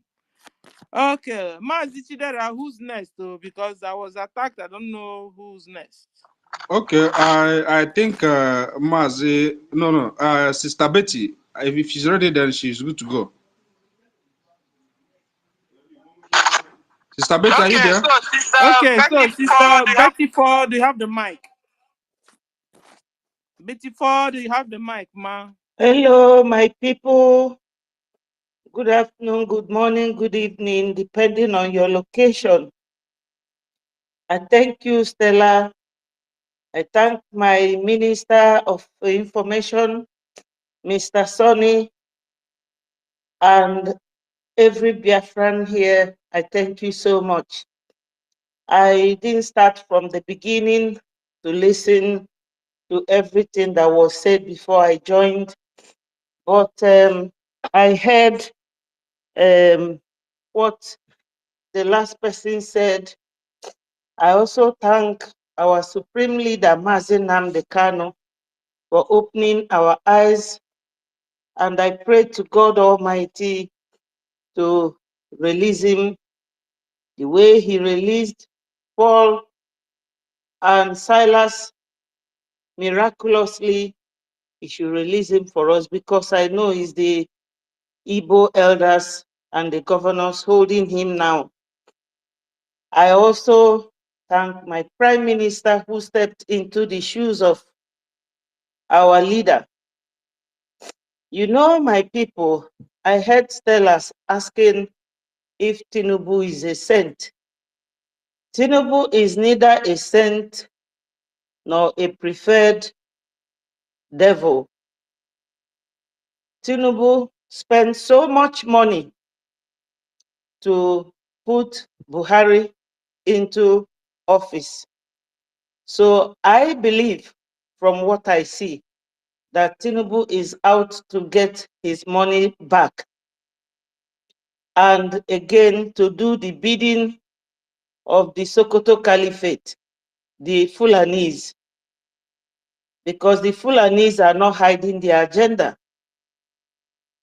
There was a program I heard yesterday from Asare Dokubo screaming, and I was laughing, because these are the people, the enablers in the Southeast. I remember when he was one of the, the Avengers, those people that were making trouble during the time of Jonathan, and he later started training special force.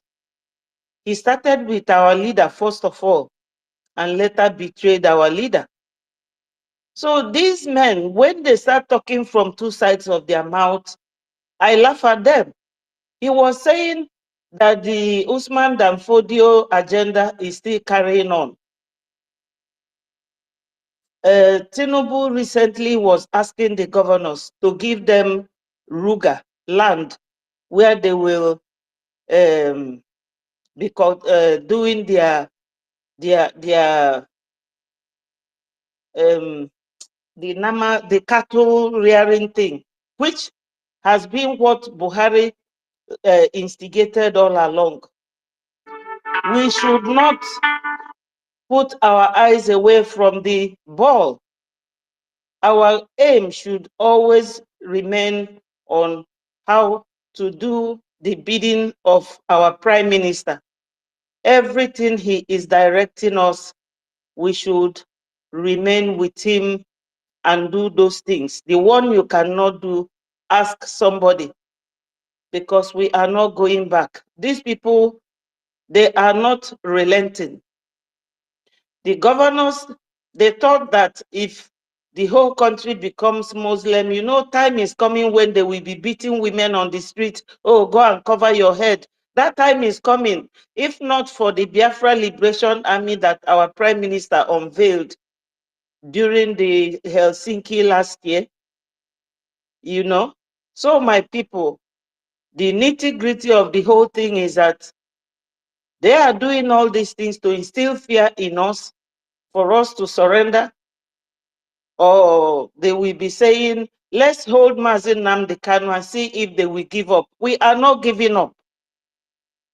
We are about 70 million Biafrans. We should remain strong, resilient, and focused, because all these countries that we are in, they all fought wars for freedom, one way or another.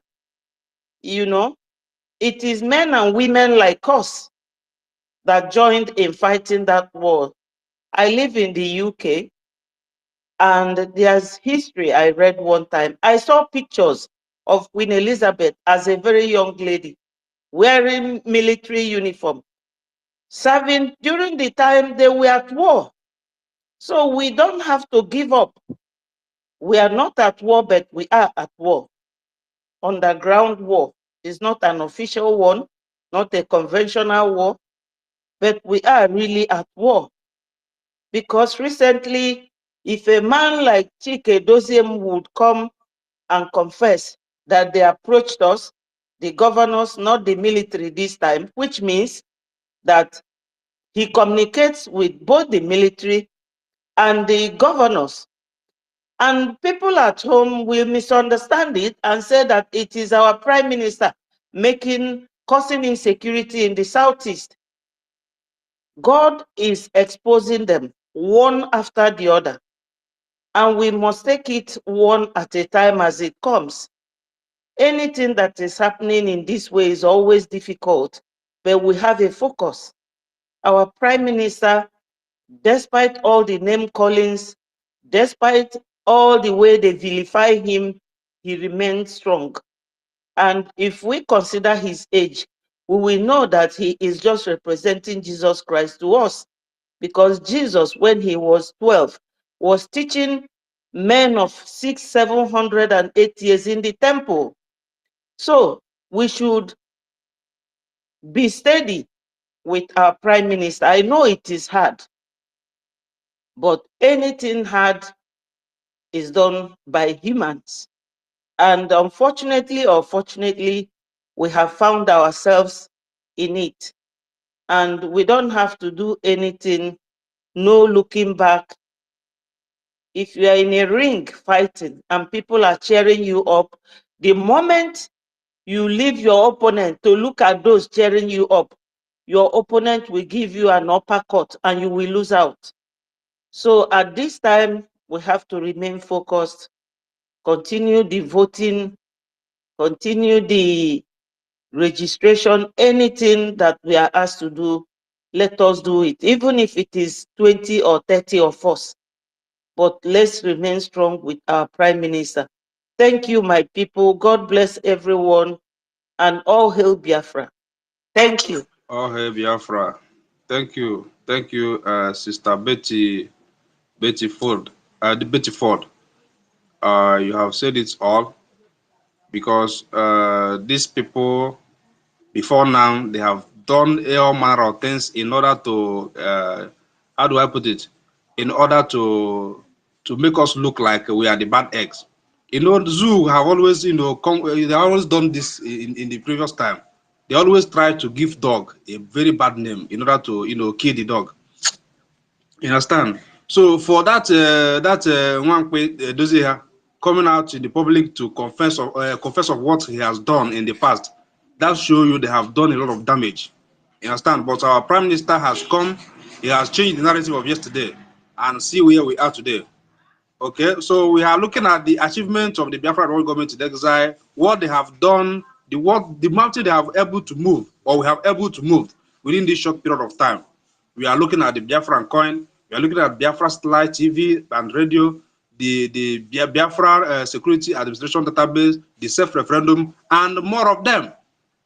So when you look at all these achievements, you will see that you believe with me that our prime minister and this government is the only way forward, because this is where we rest our hope. When Biafra is restored, we have restored our dignity and our value. So forget all this Nigeria shenanigan. All they are trying to do, they can never impress us. Just like what Alice is doing in Abia State, it can never impress us because we know it's part of their takia, and they can never, kind of impress us to believe that somehow things is going to be. Not Nigeria has always been there before now, and they have always maintained that this kind of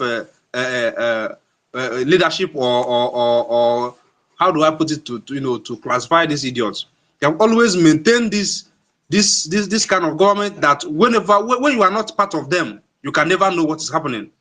So for them coming out in the chamber to cry is because we have strangulated them. We have met them where it hurts them most. That is crippling the economy of Nigeria. Now every one of them is crying and shouting or jumping up and down like rabbits. So Biafrans here, you should always believe in this government and support it. All the thing we need now is finance. Your money is needed. Okay? We need more guns, we need more bullets for things to flow, for our angels to continue the good work. They are doing us proud. So we also in return has to do them proud by supporting and funding the deliberation. So thank you, my dear sister. You're welcome. Sister Stella, do you have anything to add? Then you add, we pass the mic. Ndewo. Yeah, because our sister was talking about we giving up. We won't give up, like you said. Because if we give up, it don't mean that we want to be ruled with Sharia law. If we give up, that means that we want our little girls to be given in hand in marriage to an old man with white beard. So when we give up, you are saying that we should be ruled, with iron hand, like the way they normally do. Women wear the hijab, cover your hair from head to toe. Children are also wearing hijab also. So we are not giving up at all, like our sister said. Thank you. Thank you. Okay. Who's next? I think Chidosin. Chidosin is the next person to go. Chidosin UK, you have the mic, sir. Good evening to all Biafrans in this space. Special greeting to my madam, Madam Stella. You have a very good voice. Thank you so much. May Elohim continue to grant strength to you. Our Honorable Minister of Information, I thank you so much, and every one of us that are in this space today. I want to sincerely appreciate Elohim for the gift of life and the strength that he has granted to all of us. It's not easy. We are Biafrans and we are different. After all, there is no any other ones in the world. And we are fighting to bring the kingdom of Chukokobioman on earth, the kingdom of Elohim, where he will be worshipping. And we are doing it right.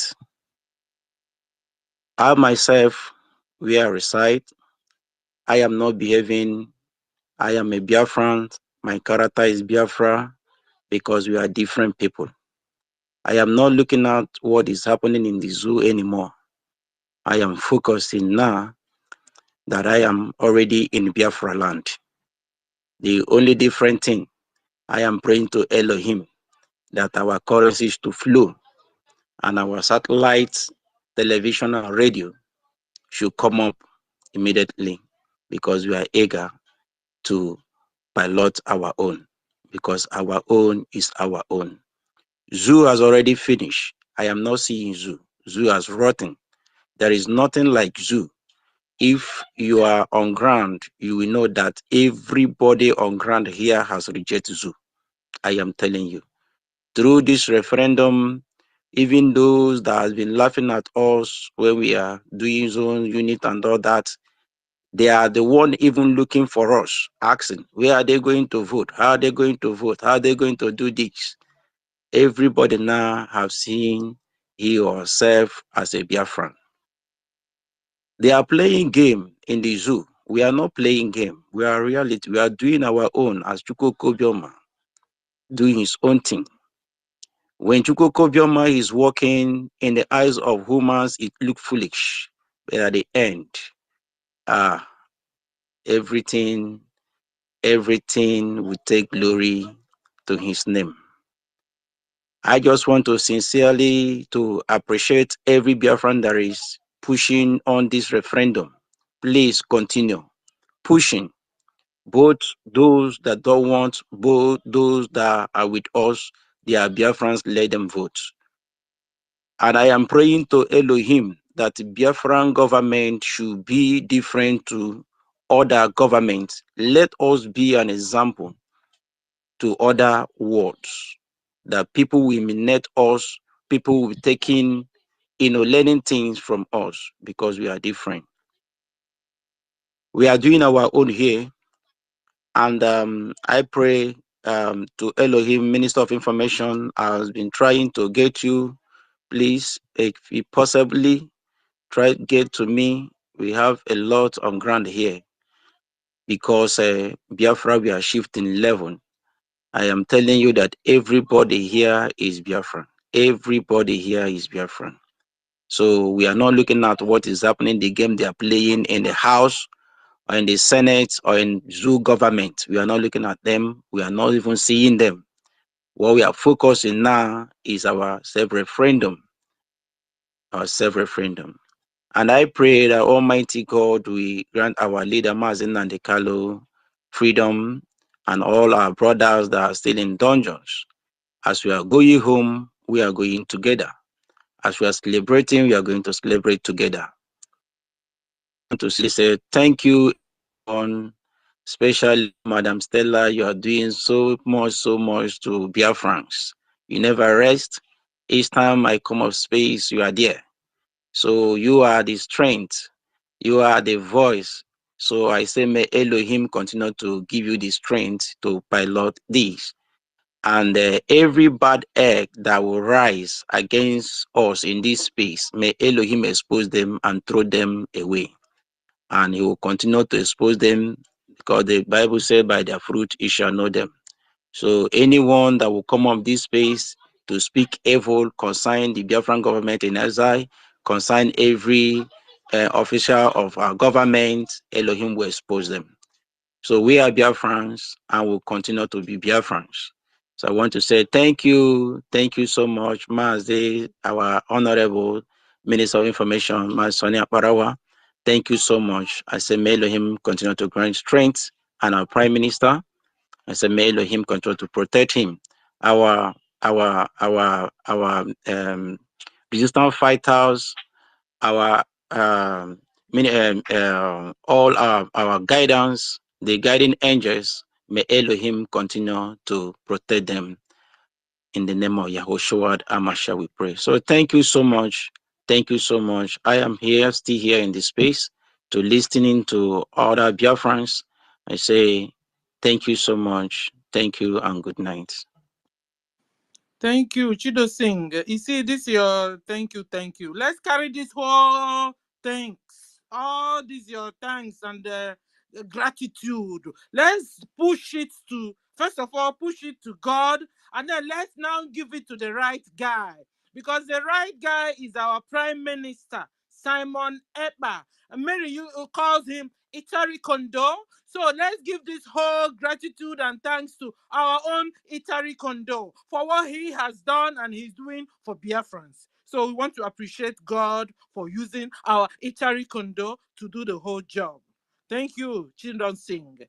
Now, can we go to Onye Kachuku, aka Unko the Number? You have the mic, sir. Thank you, my lady. Thank you so much. Once again, all protocol humbly, duly observed. Before I go on, please, I beg my people, please. This word giving up, I hate it. I don't like to hear it.